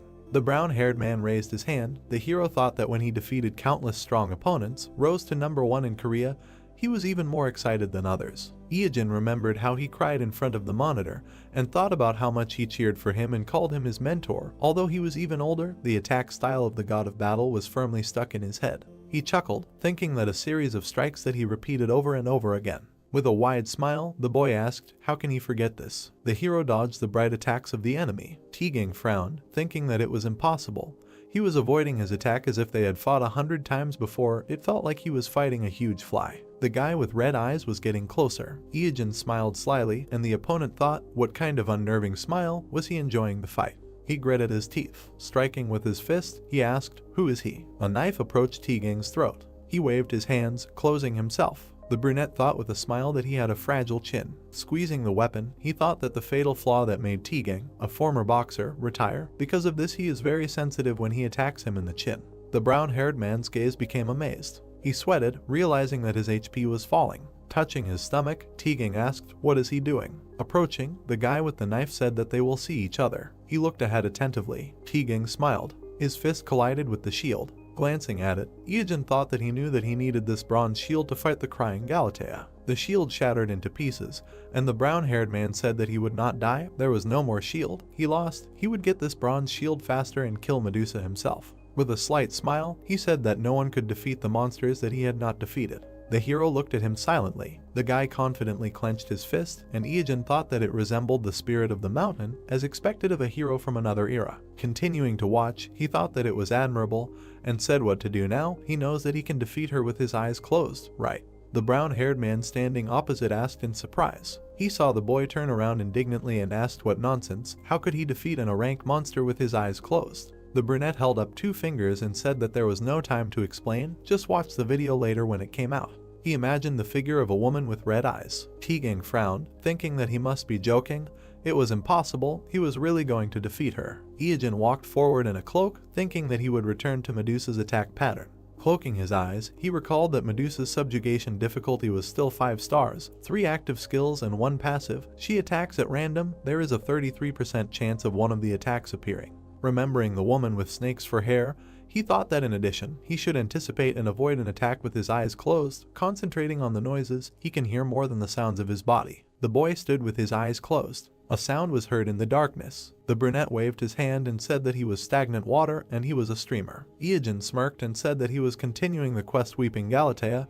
He would challenge Medusa. He remembered the blow to his shield and said that under normal circumstances he would have used it. The shield shattered into pieces, and the guy explained that due to his companion's betrayal, the shield was destroyed, but it was nothing, and should he fight with his eyes closed, he had good hearing, so everything should work. There were red symbols around the woman. The hero explained that she had 3 active skills and 1 passive. Ice flows rose up. The first hellish frost. Ice spikes sprouted from the floor. Since he could not see, he needed to listen carefully. Flames rose up. The second wave of hellish flames. The guy remembered how he dodged it and explained that it was burning and spread in a large fire. Of course, if he could not see, he needed to listen carefully. The hero was surrounded by smoke. He said that after dodging these 2 random attacks, He remembered walking with his eyes closed and told him to crawl along the floor to make a physical attack. Since his eyes were closed, he needed to remember where exactly Medusa was. The opponent's eyes were glowing red. Iajin said it was time for the third active skill. A huge black snake appeared from the portal.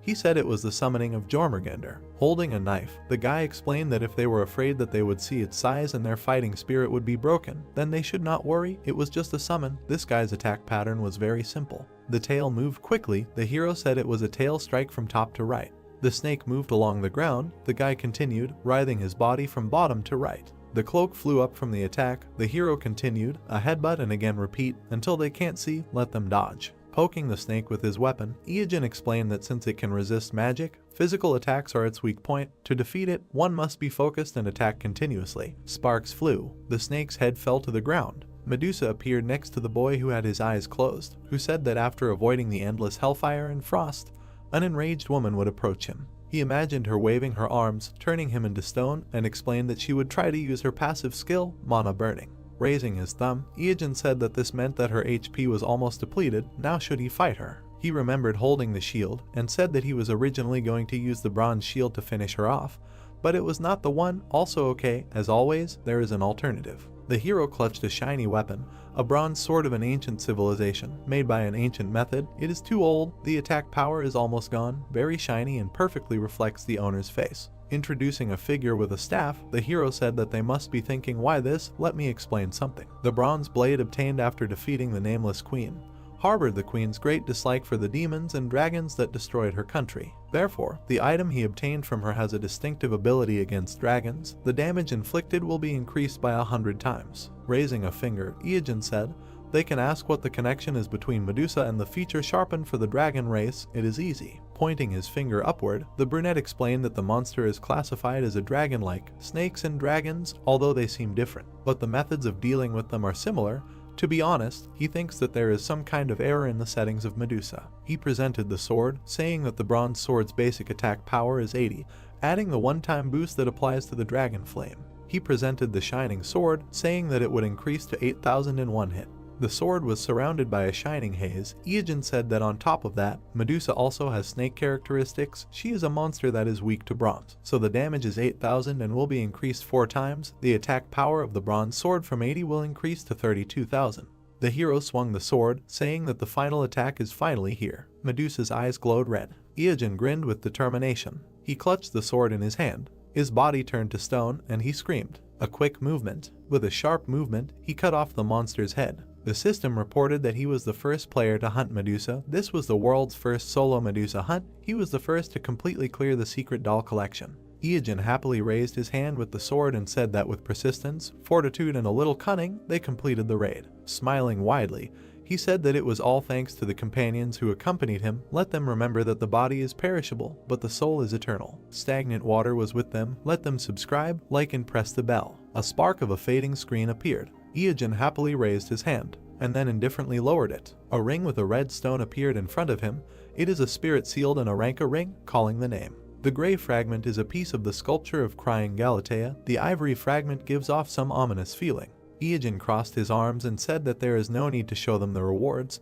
There are already quite a few ways to deal with the dungeon. He is not sure what to publish, so later. The guy looked in another direction, saying that now. He sat down on the ground. Opposite him was Medusa's head. The guy looked at it carefully. 3 hours later, he was still sitting opposite the head. He grinned and asked if he thought this was the end. He was waiting. Let her show him what she has. Medusa's eyes were closed. They glowed slightly red. The head said that he was still here. Why didn't he leave? Showing his fingers, Iajin said that didn't she have something to tell him? He waited 3 hours to hear it.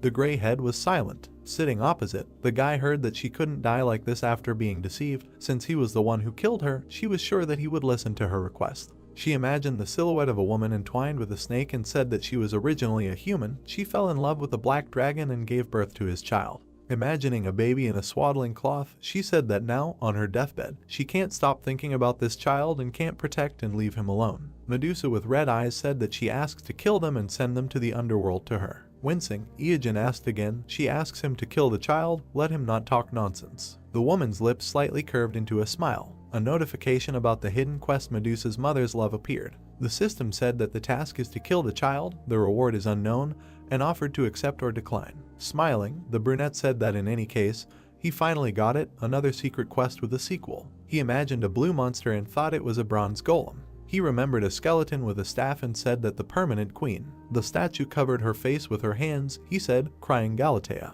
Introducing a woman with snakes on her head, he continued, and Medusa. In the system window there was an inscription accept. Iogen looked ahead in surprise. A beam appeared above his palm, he asked, another drop. Looking at the key in his palm, he said that it seemed that after accepting the quest they give an additional item. Looking at the small key, he asked what it was. The system said that it was a dark key. Nothing good would happen if he touched this thing. There were many houses in the city. The guy was sleeping, his hand hanging down. And suddenly he opened his eyes. In front of him was an insect. The cockroach greeted him with a smile and said good morning. Iogen sat up on the bed and said that maybe he should move. Under the blue sky, he heard the words that yes, this is Apricot. He wants to know the details of his account. He sees the summary on the bottom right of the page. There were many houses in the city. The voice said that deposits were made at the end of each month. The withdrawal can be done on Monday of the next week. The commission depends on whether he is an exclusive player or not, but now she is a little busy. The woman walked in front, saying that this house is much cheaper than the average price on the market. He will not be able to find similar offers. It is fully furnished so he does not have to spend extra money. There is also a gym and a swimming pool on the 4th floor. They are free, you can just come and work out.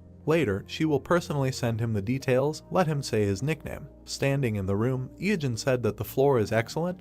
He does not think there are insects here. The woman said that this is great. When does he plan to move in? The words were heard that the streamer stagnant water. A little later she will transmit the data through, and then the question is who. The man sweating held the phone, saying that his name was Hyung Jun. He was the head of Apricot's support service. It was a great honor for him to talk to him in person. He enjoyed watching his broadcasts. Rumors of the emergence of a super newcomer spread like wildfire. The number of views is constantly growing. They set a new record for the number of donations. It's amazing. If he can spare some time, let him somehow drop by the office, or better yet, let him just say where he is, come to him no matter what. Holding the phone to his ear, Iogen asked to send him all the information by mail and to comply with the payment deadlines on time. A voice came from the phone in his hand, agreeing, saying that he should not worry if he still finds time later. The hero looked at the screen with displeasure and said that he had only uploaded a couple of streams and even published them under a non-exclusive tag. They were already acting like this. He was sure they wanted to appropriate the rights to his streams or offer him a partnership or something like that. They thought he didn't understand that they would leave him with nothing.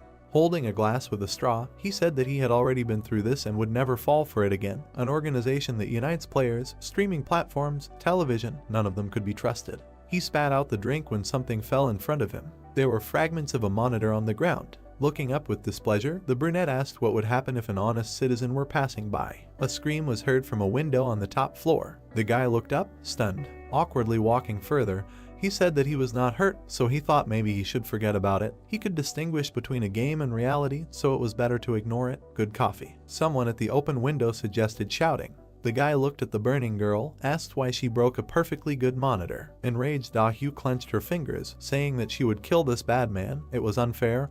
He had deceived them, but the views on this guy's video continued to grow. There was a tab with videos open on the screen. She asked if he was winding them up. How did a paid video end up on top in the trending tab? She was curious, so she paid too. Chang closed his eyes, hearing that he had gained popularity thanks to Medusa, which they were all hunting for. Covering her eyes with her palm, the girl said that she was so angry that she felt like her head was burning. The brother replied that she was distracting, so let her just calm down and drink something. He looked at the man, who said that he had returned from a gathering event and noticed that his sister was also there. She was lying on the table, confused, and heard that he saw her in the dungeon on the video of the Medusa hunt. Showing the phone, he said that after that he watched all the videos in which his sister was killed, and now he was her fan, and he also joined both the guild and the fan club. The guy calmed his sister down, saying that she knew that he meant well. Dahu froze with a bottle in her hand. Frowning, the red-haired girl heard her ask how many members there were in the guild. Chang answered that there were about 300. Her laughter was heard among the glow. Smiling slyly, the red-haired girl said that there was still a way out. Stagnant water would not get away with it. Her eye was glowing blue. The body of a monster was lying on the ground. A green body was also lying nearby. Words were heard that this was strange. The snake lay with its mouth open. The hero said it was a king cobra with sharp scales. Walking past the bodies, Iogen said, the horned lizard and the camel lechiel, all strong C+ rank monsters. Why are they all dead? He was walking through an abandoned land somewhere in the eastern hemisphere of the Den of Immorality. Looking to the side, the brunette thought that he did not think that someone would visit the dungeon before him. Jumping down, he thought, who came here first? Iijin landed near the blue monster. The blue Oni turned to him. Grinning, Iijin said, "What a surprise, he is so huge, I bet no one will get close to him." The hero was surprised when the monster attacked. Dust rose around. Looking at the monster, the hero said that he was lucky he has business with him. The blue giant swung his leg. With a smile, Iijin said about the earthquake. Raising his foot in a red boot, he said that he would see how it goes. A bright flash rose. Clouds of smoke flew away. The guy in the cloak attacked. About 3 hours later, the monster's head fell to the ground. Looking ahead, Iijin thought a squad was here. No, it looks like one person worked. Besides, arrows were stuck in the monster's body. In the legs as well, the hero realized that he was an archer. In the rapid movement, the guy thought that some archer was trying to make a solo raid. It can't be. The guy in the cloak stood among the rubble. A blinding flash appeared ahead. The hero covered himself with his hand, and then looked away in shock. Hiding, he drank a potion, saying that all he had was this pair of stone slabs and potions. He was naked and completely unprotected. He almost died in the stupidest way. The monster lowered his huge hand. He had white teeth. Sticking out his tongue, the guy thought that it must be.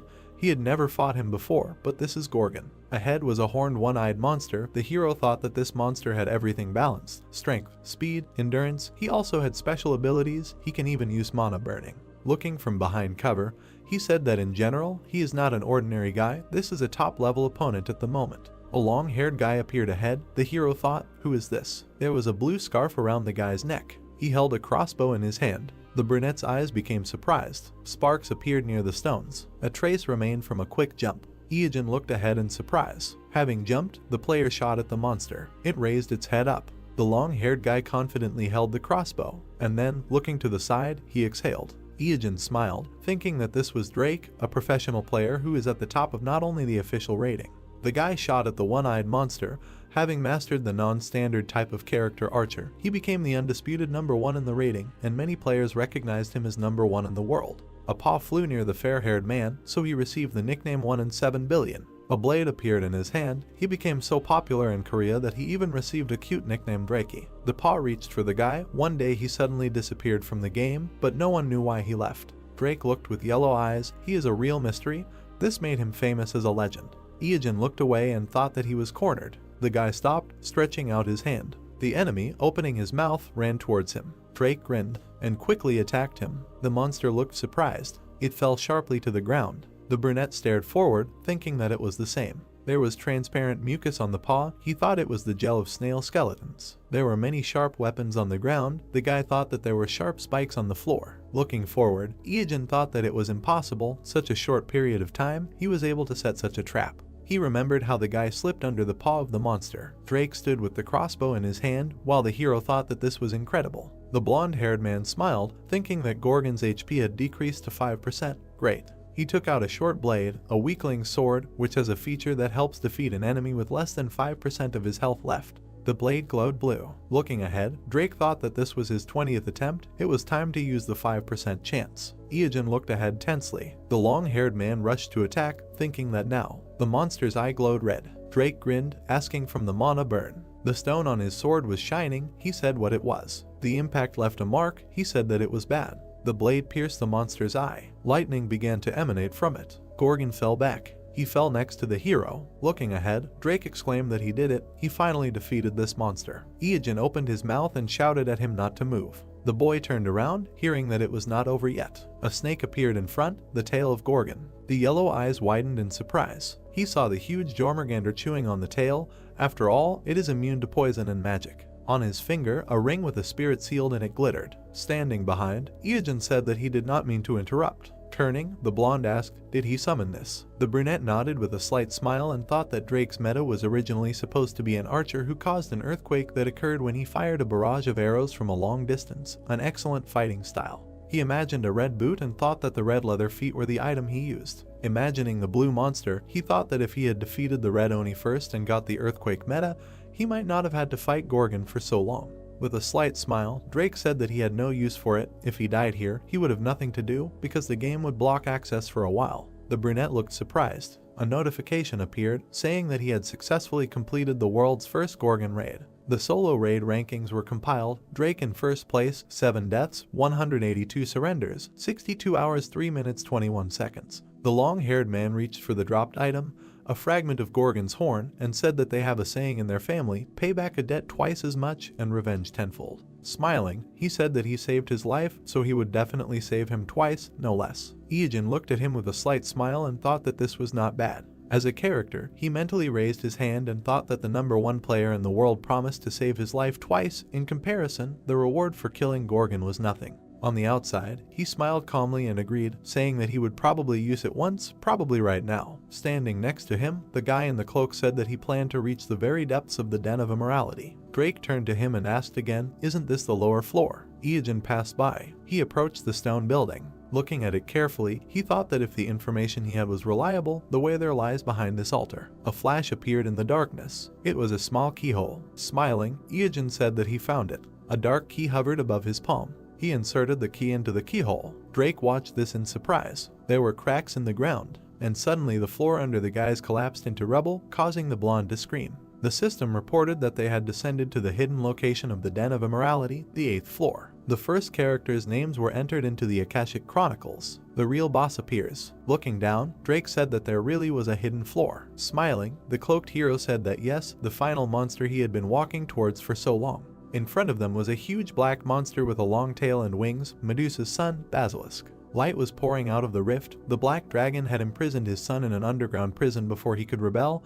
His mother Medusa he had sealed in a statue, so Basilisk was separated from his mother after his birth. The black silhouette of the monster appeared. All this time it had been building up rage towards the black dragon. Iijin exhaled and said that it was quite cruel to imprison his son in the sewers out of fear of being usurped. The black dragon is a coward. Drake added that he did not know about this hidden boss. Smiling, he said that he was excited. The brunette chuckled and clarified what he said. The guy shot down. A spark flew off the monster's armor. Drake looked away questioningly. Iijin, who was standing next to him, said that it was because of his ability called Immorality. Looking down, he continued that it was a passive skill that returned 90% of the damage to the attacker. His defense was high, so he would not suffer much damage anyway, but this skill was annoying. A fire ignited in the monster's mouth. Iijin clenched his teeth, saying that he was about to exhale. Flames burst out of the monster's mouth under a cry to dodge. The hero ran away in fear. Sparks flew around the boss's head. Looking there, Drake said that it was a strong poison. He could take damage from a simple impact. He turned around, hearing that the hero would go first. Iijin resolutely jumped into the pit. The confused brown-haired man said that the entire 8th floor was flooded with this poison. There was no room to stand. Looking ahead in surprise, he asked what he was planning. The guy in the cloak stood on the snake's body. The black snake had a red eye. Words were heard that the immunity to Jormungandr poisons was beyond his wildest dreams. Smiling, Iijin said that there would be no problem with the poison as long as he was here. Flames burst from the monster's mouth. The hero's cloak fluttered. He grinned as he clutched the weapon. Suddenly, the ground rose up under him. Looking tensely to the side, he said that it hit the torso. The monster's paw reached for the hero. Suddenly, something hit him in the eye. The brunette turned around, recognizing Drake. He closed his eyes after the shot. Smiling, the brunette said that he helped well. The clothes fluttered from the quick movement. A spark appeared near the torso. The black monster opened its mouth. Drake appeared next to him and said that even with Jormungandr's immunity to poison, they wouldn't last long. Looking ahead, Iijin shouted that they needed to run now. The guys ran up the spiral staircase. The enemy swung his long tail. His blow broke the staircase. The brunette staring ahead said that they needed to go higher. This guy hunts attackers to the very end. Looking back, Drake said that he had excellent defense, the ability to reflect damage, and poison. His HP was also incredibly high, as he thought they should come back more prepared. The hero grinned and asked what he was talking about. He told him. The black monster was quickly approaching from behind. A question was heard, was he really going to hunt him? Glancing back, the long-haired one asked if he was sure he could survive his poison. Iijin clenched his fist, saying that he was actually thinking about it. He imagined the boss, thinking that exiting the dungeon through the basement would take about 2.5 hours, plus the time it would take to finally reduce his HP with point damage. Together, about 3 hours. This would significantly undermine him. Is it possible to avoid Basilisk's poison for so long? Iijin grinned, saying that there is a way out. He will see for himself if he goes with him. Drake grinned and said that he will trust him. The 6th floor. Glancing back, the hero said that this sound is him spraying poison. Let him hurry up and jump to the 5th floor. Green smoke burst out of the monster's mouth. Drake turned around and asked how he could tell the difference between spraying poison and inhaling it. His comrade replied that it could be understood by the sounds, obviously. The hero clarified what he meant and received the answer that when he uses the exhalation of a club of poison, the FPC is 50, and when he sprays poison in the air, 370. Didn't he know that there is a difference of 20 FPC? Not to mention that his tongue moves up and down before exhaling and slightly right and left before spraying. 5th floor. The heroes spread out from the rapid movement. The brunette said that this is the sound of the 3rd octave. These are grenades made of scales. All the scales fly at an angle of 45 degrees, so it is enough to just lie down. 4th floor. Flames flew above the guys. Drake said that every monster on this level could destroy enemies just with a breath of poison. The item said that they were all so strong that he could not kill a single one. 3rd floor. Basilisk's face appeared in the darkness. Looking down, the brunette thought that he still had 80% HP left, and in the meantime, there was less than half to go. The comrade standing behind exclaimed that he would be caught if he just stood there. Iajin turned around and said that he would take a look. He thought it was about time. There were 2 cracked columns ahead. Running up to them, the guy called there. Looking at him in surprise, Drake thought, isn't the exit on the other side? Why here? Suddenly, Basilisk appeared in front of the hero. Sparks fell. Lightning appeared in the haze. Iajin smiled, saying that it was great, just in time. A bright beam shone among the lightning. It crashed into the ground between the opponents. The monster clenched its fangs. He smiled and said that thanks to it, he could buy some time. Standing behind the blue monster, the guy exclaimed like a Pokemon that he chose it. Drake was shocked, turned around to the guy who shouted forward Blue Oni. The blue monster rushed at Basilisk. A reddish haze in the darkness. Blue flashes appeared. Red and blue zigzags merged. The system reported that the fusion of items was complete. Blue Oni stood in front of the monster. Smoke surrounded its muzzle. Drake looked at the brunette in surprise and asked if he had really thought this through, to which he received the answer that of course, fortunately, they arrived just in time for the Blue Oni to regenerate. Looking ahead, Iajin declared that he would simply attack everyone in his territory, even if that creature was Basilisk, which was 10,000 times stronger. The black paw squeezed the blue one. The hero thought that besides, its strength was enough to mistakenly classify it as a rank higher than C+. Basilisk squeezed the Oni's hands. Iajin thought that he hoped. Black fingers squeezed the wrist. The blue monster screamed. The boss opened its mouth. A stream of flame burst out of it. It surrounded the head of the screaming monster, and then everything disappeared into the haze. Basilisk was standing next to the remains of the skeleton.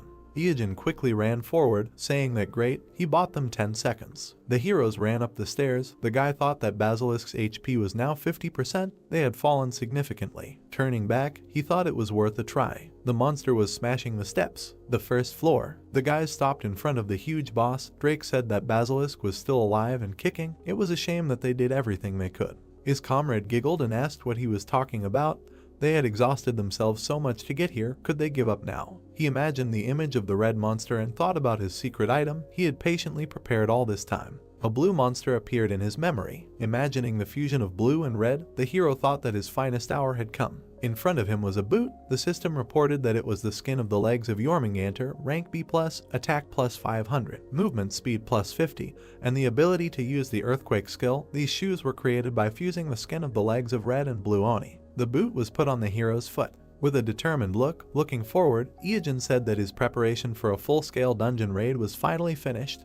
Everything was going according to plan. He raised his foot, shouting for him to taste the most devastating area of effect attack that monster's capabilities could offer. The eye on the boot glowed. A scream was heard. It was showtime. Rock debris flew up. There was blue smoke in front of Basilisk. Then he fell into the abyss. The monster fell along with the debris. Looking down, Drake made a surprised sound. Standing next to the rift, he said that this was a terrifying force. The monster's body disappeared into a bright haze. The hero explained that the Den of Immorality is essentially a deep hole between each floor. A lot of space. Basilisk fell from the 1st floor to the 2nd. Wouldn't that cause a huge decrease in HP? The impact caused many cracks. The guy continued that during the fall, his immorality feature would reflect damage to everything around him. Looking down, the brunette continued that the floors were already weakened due to Basilisk's rampage, and his poison was everywhere. Now all this still affects the attack, so while the floor under him will collapse, this is behind the floor. The puzzle monster fell among the rubble.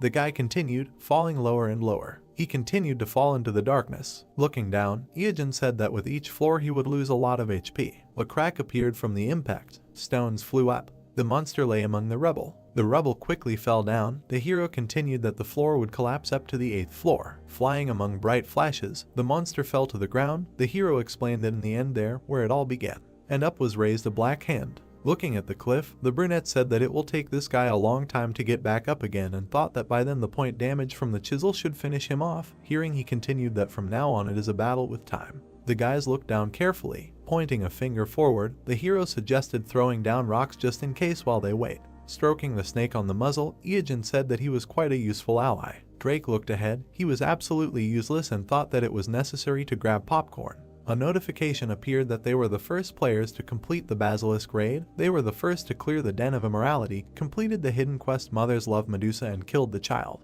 Here is the reward. An image of a black armor appeared, which was called the Heart of Immorality. It is in a plus-rated armor with plus 500 defense and the ability to use the unique skill Immorality. It is made from a perfectly tailored and perfectly dried basilisk heart skin. Iajin chuckled, thinking that this is a great drop. He never thought he would get something so unexpected. Now he has to go down to the 8th floor again. Drake looked at him with a smile, saying that he did nothing, so he feels awkward about his name being written in the raid clear. He got the title thanks to hunting basilisk, but not a single item due to his low contribution to the hunt. The brunette retorted that no, it was great for an impromptu team, but that's later. Since he doesn't know the layout of this dungeon, will he help collect the dropped items? Looking at him with a smile, the guy said that there was no need to ask. If anything, there was something else he wanted to do. He should not be shy and say it. The hero looked at him with a slight smile, thinking that he was quite polite. A question was heard, that earlier, when he entered his name in the rating, he said stagnant water. Without turning around, the brunette answered that yes, what? The fair-haired touched his chin. Shifting his gaze, he said that recently many large guilds ordered his murder. Iajin raised his eyebrows in bewilderment and thought, an order to kill. Staring at the guy in shock, he asked what he meant. He did nothing like that. Waving his hand, his comrade replied that he also received everything simply with a reward. A notification appeared that they were looking for any player with the name Stagnant Water who behaved unusually and rudely. The list of crimes: trolling, stealing monsters, stealing items, killing players, showing off their naked body, stalking, and so on. They are waiting for players who can deal with this problem in cold blood, and then there is the amount of the reward. The hero stares at the system window in bewilderment, saying that this is ridiculous, and there is not a single accusation that he agrees with, except, perhaps, showing off his naked body. Looking to the side, Drake said that it seemed like a lot of people would come for him. How about hiding for a while? He stared forward with a completely gloomy expression, and then he chuckled. A shadow fell on his face and laughter could be heard. Iajin smiled slyly, saying that they wanted to catch him.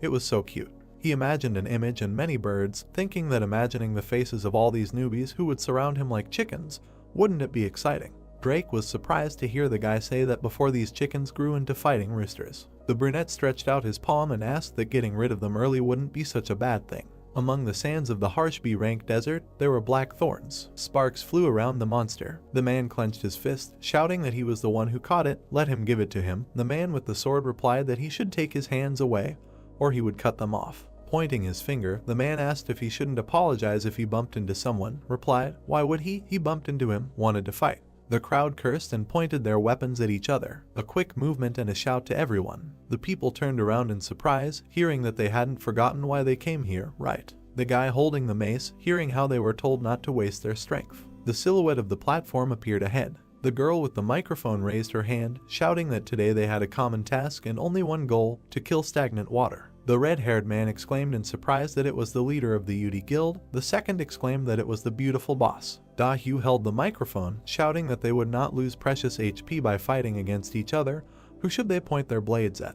The men resolutely shouted stagnant water. The air echoed with a shout in response to the question, who should feel them together? The red-haired girl shouted, who is the bad person they are going to kill? The men raised their hands and shouted. Clenching their fists, the people cheered, shouting the hero's name. The man with the sword asked how she found so many people. He knew that the squad they hired, the secret fan club, was here, but there were no more than 100 people. Here there were more than 500. Dahu put her hand on her hip, saying that it was not only them. Many Chinese tops came too and heard the question, why? She introduced the man on the throne in front of the information window and said that recently a Chinese rich man named Yungxi personally announced a large reward for this bad guy's head. She thought the Chinese players were unhappy with the Koreans taking the initiative. There were sparks in the pink smoke, and words were heard that there were 3 major forces here: the UD Guild, the Incheon Alliance Guild, and Yungxi's bounty hunters. The girl chuckled, thinking that all these people gathered here to catch stagnant water, even embarrassed by how much stronger they are, but they will get rid of him with confidence. Stepping forward, she said that thanks to him, they will be able to find him. As the guild leader, she is grateful and turned to Drake. The blonde looked at her determinedly, saying that they had to team up for a while, so he knows a little about him. Looking at the guy, the redhead said that she understood what he was getting at. Speaking of which, how did he know his current location? The guy with the blue scarf replied that he was stalking him. He got the information from the player league. Crossing her arms, Da-hyu asked what he wanted in return and received the answer money, to which she asked if she planned to kill him and get a reward from both them and the Chinese. Shifting her gaze, Drake said that due to some circumstances, he could not receive a reward from the Chinese.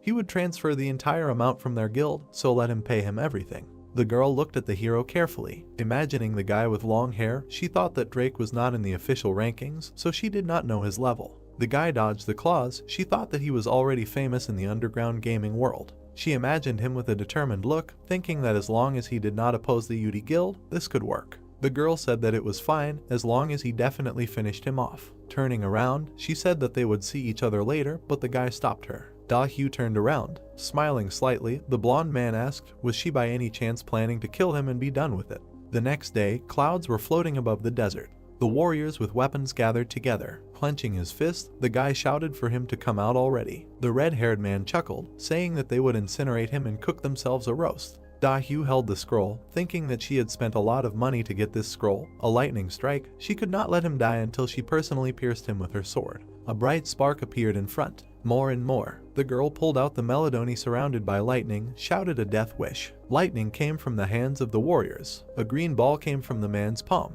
A bright glow went forward. There was a bright flash. The girl looked ahead tensely and thought, did it work? Clouds of dust rose up. Among them, the silhouette of a pile appeared. The amazed players looked at it, shouting, what is this? The girl looked at it in shock. There was a neat pile of shit. Then it disappeared. Dust rose up. Then a lying camel appeared. The man looked at it tensely, exclaiming, what is this? The blonde man in a huge mask exclaimed that he thought he saw a huge poop, and now there is a camel. Did they attack a camel? Frowning, Da-hyu thought, it can't be, they got false information. She used an expensive scroll just for the sake of it. Suddenly, her eyes widened in surprise. She thought, what is this? An earthquake. The sand hills were really shaking. The cloaked brunette who appeared said with a laugh that they had asked for it. This was a gift from him. Let them enjoy the horror of their first encounter with a monster. A huge monster burst out of the sand. The guy stared ahead in shock, thinking, wasn't it daytime now? It had suddenly gotten dark. He and his comrade looked up in surprise. A huge worm appeared in front of the players. It opened its round, toothy mouth. The girl looked up tensely. With an expression of horror, she screamed, what is this? Sparks of energy flew forward. The worm attacked, scattering parts of the players' bodies. In the desert, there were stone cliffs the day before the raid on stagnant water. Dust rose near the cliffs. Iyajin turned around and asked, did he get all the rewards? Drake, who was standing behind him, said that yes, the United Guilds actually wanted to stab each other in the back. They all put a price on the heads of the group leaders. The brunette chuckled and said that of course he expected that from them. In front of him was a whole list of kills with a reward for killing each of the guild leaders. The guy in the cloak looked at his comrade and asked if he had spread the information that he would be there at 2 o'clock, to which he heard the answer that yes, they believed it even easier than they thought.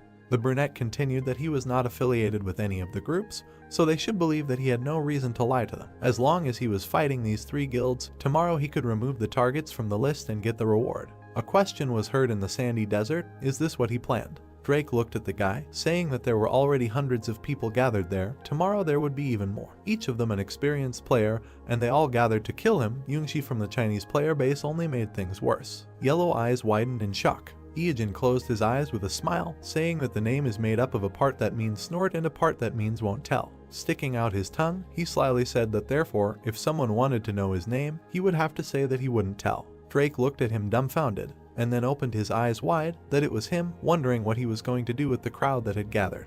The hero replied that he would understand tomorrow. A bloody camel was lying on the ground. A swift movement. A 50-meter-long plus-rank sandworm was scattering the players' body parts. The red-haired man exclaimed in shock, where did it come from? The players clutched their heads in fear, screaming. Chang frowned, ordering everyone to attack. In front of him was the round mouth of a monster. The people felt an earthquake, and they fell sharply into the abyss. A huge worm towered over the desert. A cry was heard that the monster was causing an earthquake. The blonde man in the huge mask cursed in confusion. The brown-haired man asked with tears on his face, how should they persuade the melee squads to lose their lives in such a way? Da-hyu, who was standing behind them, exclaimed at them not to panic. With a determined look, she shouted that it was an earth or mud-type monster, which meant that the damage from ice increased 4 times. Let the magicians use ice attacks at once. And flashes of bright lightning flew. The man hit the monster with an axe. A cry was heard to gather all the guild members. The crowd gathered around the monster, hearing that it was rank A+. Sparks appeared on the monster's body from the attacks. Swift movement.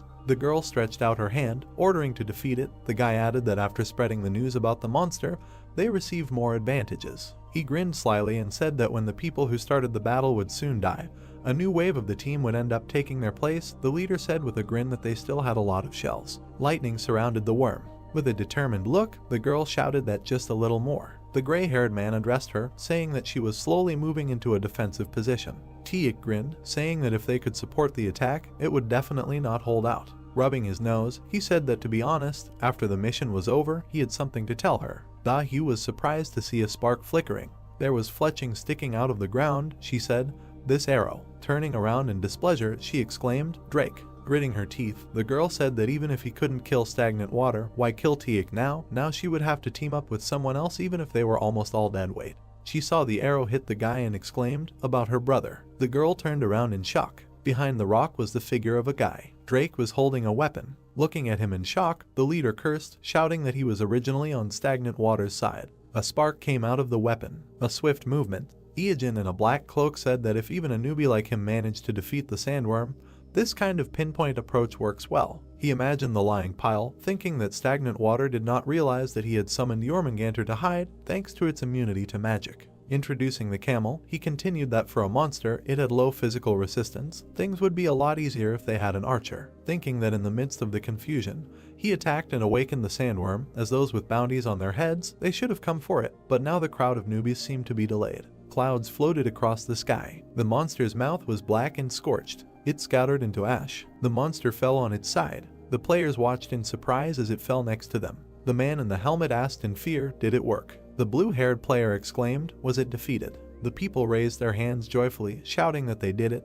They defeated an A+rank monster, they won, but suddenly the answer was no. The ground beneath their feet shook again, and they exclaimed again. The armored men looked at each other, asking, is it still alive? A leg in a blue and red boot appeared. The hero said that they did not win. The guy in the cloak grinned. Surrounded by sparks, Iajin said with a smile that he won. The armored men asked with displeasure, what is he talking about? Standing in front of the hero, they exclaimed, does he want to take their loot? The brunette grinned, thinking that he could not do this if they did not help him complete the task. His eyes widened. He thought that he could not believe that he actually defeated the sandworm. In his past life, he was defeated for the first time 5 years after the release of the game. He thought with a smile that now only 6 months have passed since the launch, that's 10 times faster. The hero turned around when he heard his name being called. A figure with a sword was approaching him. Surrounded by lightning, Da-hyu shouted that he had lowered his defense. The girl hit the hero in the chest. Da-hyu opened her mouth, screaming that he had weakened his defense. She hit the guy with her sword, wishing stagnant water death. Smiling evilly, the girl said that his defense was poor. She was surprised, barely managing to finish, that he would not survive with such a thing.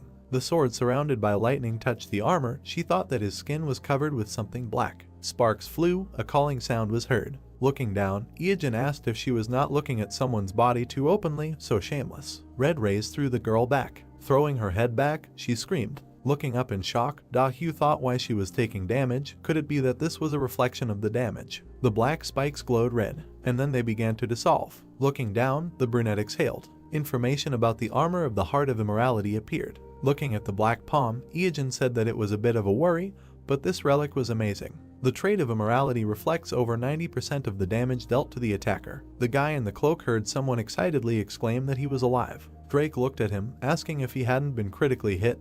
How did he even survive? Iajin replied with a smile that it was nothing. You could say that he was fully armed. The edge of the cloak fluttered. The hero said that since all the guys who attacked the sandworm were killed. The wind fluttered the cloak. The hero continued that the pinpoint damage he dealt finished off the monster, making him the only player to defeat it. Standing next to the monster's body, the guy said that thanks to this, he received another amazing item. The information said that this was a sandworm skin of rank A+, can use the unique traits of foul play and tenacity. The boy imagined himself standing in front of a flaming ball and thought that the sandworm's passive skill known as Fortitude would activate if the user of the shroud had full HP before taking damage, and would always leave 1 HP if the user took damage exceeding 10,000 HP. In other words, even if a meteorite destroyed the entire planet, he would survive with 1 HP left. Iajin drank the red potion, saying that with 3 items like this, he wouldn't even need any more regeneration potions. The empty container flew away. The brunette clenched his fist in joy, mentally rejoicing that he got 2 of the top 3 items he was aiming for. He twirled around happily, telling Drake that he was in good shape. Let him watch carefully. Isn't this cool? He replied that all he saw was a pervert in a black leather suit and cloak. The guy crossed his arms and said that he would definitely not be boring, so he would continue to follow him. Ijin smiled. The guy introduced Hyu and asked if he had noticed that she was very skilled. She was able to dodge all of his arrows, escaped, and even tried to deliver the finishing blow. Ijin turned around when he heard a demand from behind him to stay put. The figures standing behind the monster's body were indignant that this was their sandworm, first dressed as a pervert, and now wanted to carry off their prey. He could not steal their reward right in front of them. Ijin looked back with displeasure, saying that they were hiding from this monster, but showed up to complain. Throwing a cloak over his comrade, the brunette said that they were leaving. The player stepped on the monster's body. His face became surprised. He asked where they went. There was only desert sand ahead. The guy said that they dissolved. The wind drove the dust. There was a brown cloth on the sand. The boys hid under the sandworm's skin, which reduces the chance of being noticed by the player or monster by 50%. Ijin said that he was sure that they were newbies with 6 months of experience, so this disguise was enough. Now they could go to a safe place to log out. The heroes looked ahead carefully. Lying under the skin, they both thought it was awkward. Under the sky, the hero thought that because he was technically naked, his stomach was growling too loudly. White clouds were floating in the sky. There was a sign on the brick building. From the video on the screen, words were heard that this was the end of their review of the Red Oni, one of the 3 main bosses in the newbie area. Next time he will talk about the long sword of the Needle King Cobra. Let them not forget to like, share the video and subscribe. It was stagnant water, disconnecting. The guy with the phone exclaimed how cool he was. The other said it was amazing how he could explain things so well while fighting an Oni. The student sat with his head on his hand. Teaging turned around when he was called. 2 guys approached him. With an indifferent look, the professional player of the K1 Soul branch asked what they wanted. The blonde looked at him awkwardly. Standing next to him, he hesitantly said that it was nothing, just what they talked about last time. He wanted to know if he got them. His hand squeezed the handle of his backpack. As he walked away, Teaging said that if he meant the hunter's bandana and the bold armor, he already had them. He interrupted the thanks, saying that there was nothing to thank him for, just to get the money ready. The blonde standing behind him asked displeasedly why he was leaving. The class hour had not even started yet. Looking after him, he sadly thought that he had hoped they could play together. White clouds floated across the sky. Teaging looked ahead with dissatisfaction, saying that he couldn't continue to earn so little. Professional gamer groups forbid their members from participating in other commercial projects. He walked with his hand in his pocket, thinking that the regulations monopolized the players. Because he dropped out of school, he had nowhere to go. He walked down the city street, thinking that when he tried to stay in the dorm, it was annoying because everything the older ones did was gather all the younger ones and make them do everything for them. The house is empty because his parents work day and night to pay for his younger sister's treatment.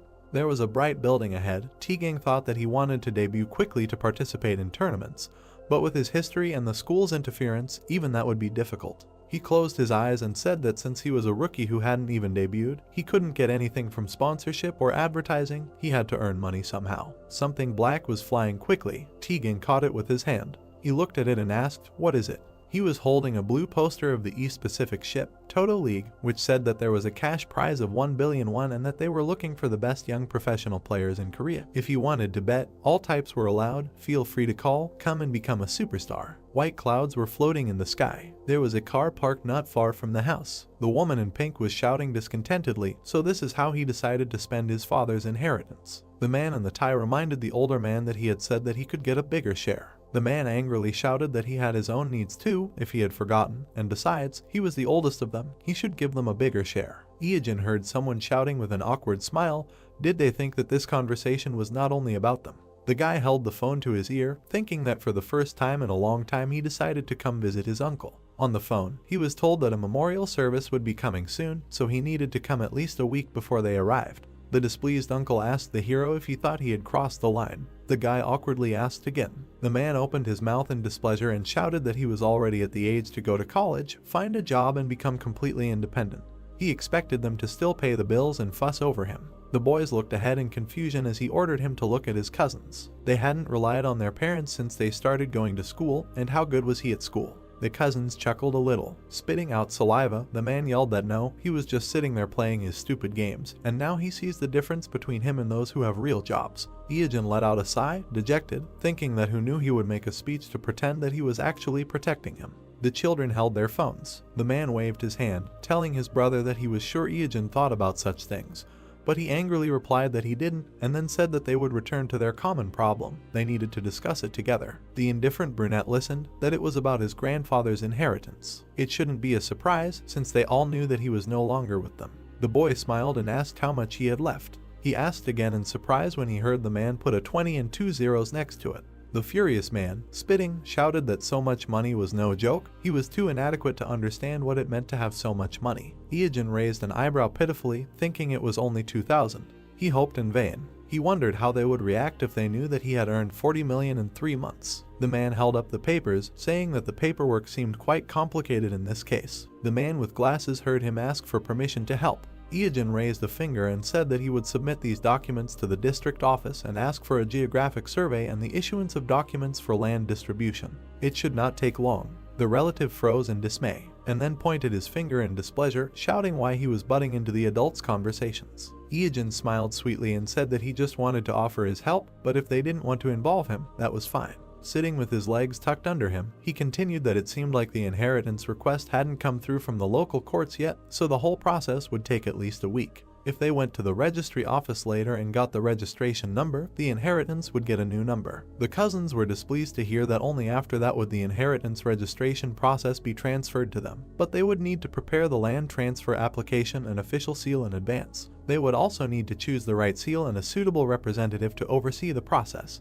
The bespectacled man smiled, saying that if they thought about it, they could really use his help. The brunette said with a smile that they would leave the inheritance worries to him. Iyajin smiled. His uncle grinned darkly. The guy thought that he had learned all this in his past life after he had set him up. In the bluish space, words were heard that by the way about this. The guys surrounded the hero and asked what he was doing these days, since he should not go to college. The cousin with glasses smiled, saying that he was 21, so it was a little late, but perhaps if he started studying now, he could still take a place at a lower level. The second brunette said that he was older than him, he could tutor him if he did not know how to study. Iyajin looked at them with displeasure, hearing that he should go to college at any cost. Then he turned his gaze. The children continued to look at their phones. The uncle shouted at them with displeasure that they were sitting in their phones all this time, as if glued to the screens. He smiled nastily, saying that perhaps they wanted to end up like their elder Iyajin. Arching his eyebrows, the brunette thought that he had already started on the children. He knew how much pressure they would be under from their parents. He imagined a boy studying, being told that his brothers had become doctors and lawyers. Do they think it's enough for them to work all night?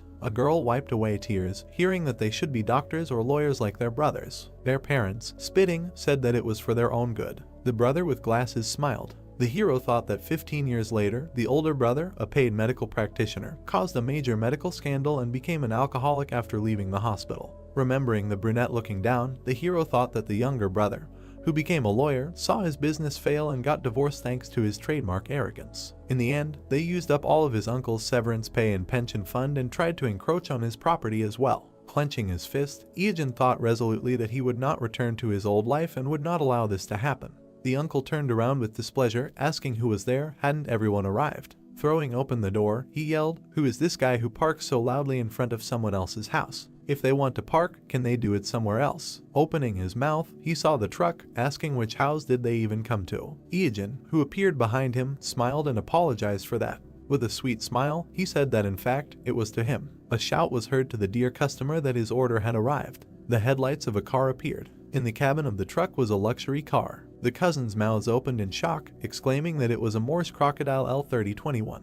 The children stared ahead in admiration, saying how cool it was. Iyajin signed for the delivery man, saying that this was an inimitable service. The delivery man said that delivery was a service that was included in the order. The door of the blue car opened. Holding his jacket in his hand, the boy said that they had discussed the main things about the inheritance, so if there were any other problems, they should contact him. He had important things to do, so he left. His relatives watched him get into the car with their mouths open. The uncle looked extremely surprised. The sky was clear. Opening his mouth in displeasure, he shouted that they were looking at their phones again. How many times had he told them to study? Frowning, he continued, unless they wanted to become like Iyajin. Then his eyes widened in shock. Holding the phone, the boy said that they wanted to be cool like him. A video was open on the phone screen, and words about likes, subscriptions, and that stagnant water was with them could be heard. Rapid movement. The car moved forward quickly. The boy said that it was really a waste of time. He tried to give them a chance. With a smile, sitting behind the wheel, he continued that in any case, the moment had come, the big event that everyone had been waiting for. On the seat was a crumpled poster. In South Atlantic, the Amazon, a red beam was rising from the device. Words were heard that the Asian Toto League was finally starting.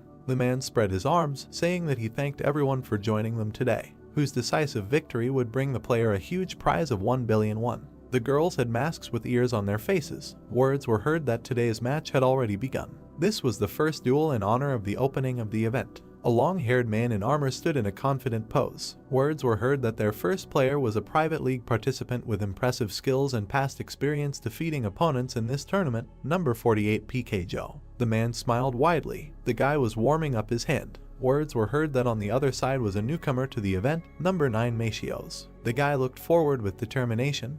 The words were heard that this was the first duel in honor of the opening of the event. The brunette grinned predatory.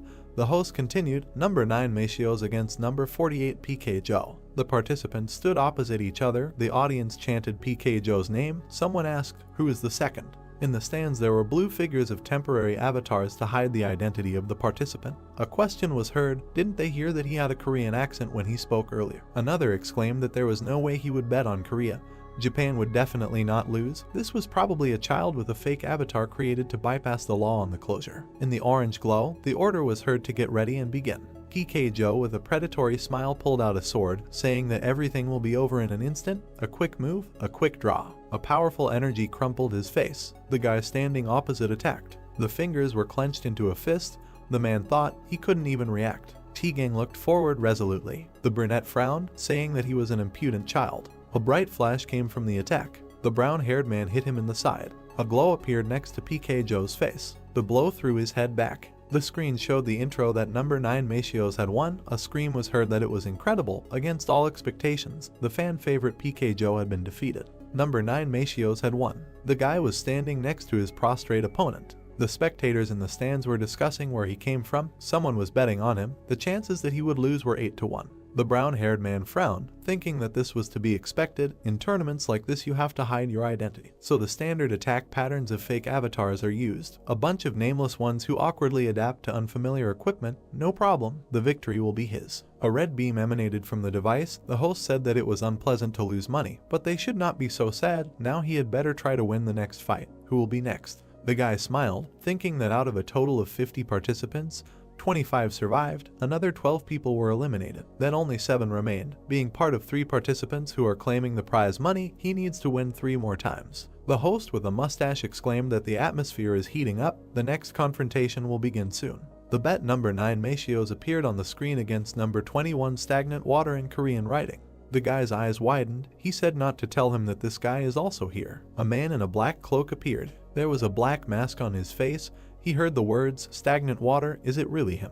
Blue eyes looked forward. Frowning slightly, T-Gang thought it was an imposter. Standing in front of the guy in the mask, he thought that this shorty was clearly not 2 meters tall compared to their last meeting in the dungeon. His height had changed by at least 20 centimeters. It was impossible to grow like that, even if he ate well. The man in the white mask told him to start. A cry of the beginning was heard against the orange background. The player was clutching a spear in his hand. An eye flashed in the slit of the mask. The guy said, "Come closer." None of his blows would reach the target. The brown-haired man continued to stand, and then he grinned. Stagnant Water was surprised by the rapid movement. Machios was quickly approaching him. Flashes appeared from the blows. The guy clenched his fists. Then he attacked under the knee. The brunette in the mask made a dissatisfied sound. A red beam appeared from the attack. The hand was clutching the blade of the hedgehog needle from the dungeon. Looking at this, the blue-eyed guy thought that he was a melee player, but chose the style of this. Probably he has low HP. The masked guy's cloak was fluttering. The hero thought that he had an advantage in a large reserve of HP. That's why he should develop melee skills. Not to mention that this guy's speed is much lower than the real one. He dared to pretend to be naked in front of him. Clenching his fist, T-Gang thought that he asked for it himself. Resolutely knitting his eyebrows, he offered to dance. The stone on his forged glove of rank C+ glowed. An orange haze surrounded the enemy. The masked guy cursed that he had become even faster. The fist was surrounded by bright swirls. The glow was getting brighter. Clenching his fists, the guy appeared on fire. The avatars in the stands were discussing that this guy was a professional player. These were fire fists, amazing. The round stone on the glove was shining. The guy thought about a full charge. Flames were coming from his fingers. Gritting his teeth, T-Gang thought that this was the attack he was waiting for. Let him receive it. A vein bulged on the brunette's neck. People were discussing that stagnant water was so weak, he came here for 2 rounds. The brown-haired man's eyes became amazed. He remembered scenes from the past, a dark figure, a guy in a cloak, flying debris, the brunette's rapid attacks, flying bright sparks, the way he frowned forward, and how Iajin showed him 2 fingers and cursed in his mind. Flashes appeared in the fire. The man in the cloak slid back, clenching his fist. T-Gang thought that the one who could beat him in a one-on-one duel, which he thought was impossible, the one who could complete dungeon raids on his own and succeed where professional players failed. He looked forward resolutely, thinking that he was missing even a part of his aura, and demanded to reveal his real face. The face of a dissatisfied man appeared. The spectators asked, "How is this possible?" The avatars in the stands were discussing the Lord of Western Chukos. He is a professional player who ranks 3rd in China, 6th in Asia Coast. The man chuckled, and then cursed. There was a white pattern on the round shield. He said that he was tired of hiding his style. Sparks flew from the tip. The man continued that in a situation like this, it would be pointless to give up on victory, right? He would get the prize money, but the bettors would cut him out. T-Gang looked forward resolutely. The man in the golden armor told him to come here now. This time it would be different. T-Gang clenched his fist. A bright flash appeared near the armor. Kos only chuckled. Smiling, he asked, decided to tickle him. Didn't he tell him that this time it was serious? Sparks flew. The attack left a bright trace. Covering himself with his hand, the brown-haired man thought that he was too strong. If he really hit, then the end is near. Looking ahead sullenly, he thought that, in addition, despite his size, he was too fast. First he should create distance. The guy took a step back. Kos smiled wider and said that he was scared. Let him come closer. He does not bite. As if raising his sword, he exclaimed that he would show him the power of the Great China. Bright rays crashed. The guy froze, thinking that this was a long-range attack. He frowned at the flash. He jumped aside from the rising beams. The hero gritted his teeth, and was surprised when the man appeared behind him. T-Gang shifted his gaze. Kos hit him from top to bottom. Dust rose from the beam. Sparks flew in all directions. The brown-haired man held the sword with his hands. With a wide smile, the brunette said that it looked like his HP was already running out. What would he do next? The armor on his hands cracked. A demand was heard to answer what he would do next. The hero gritted his teeth. He closed his eyes and said stop. He gives up. The screen showed the inscription that number 21 won. Words were heard in the blue glow. Who could have thought that the ruler of the West Coast himself would be here? They saw the expression on the guy from Korea's face when he gave up. But we need to go back to the question, what is a professional player with a 6-figure salary doing here?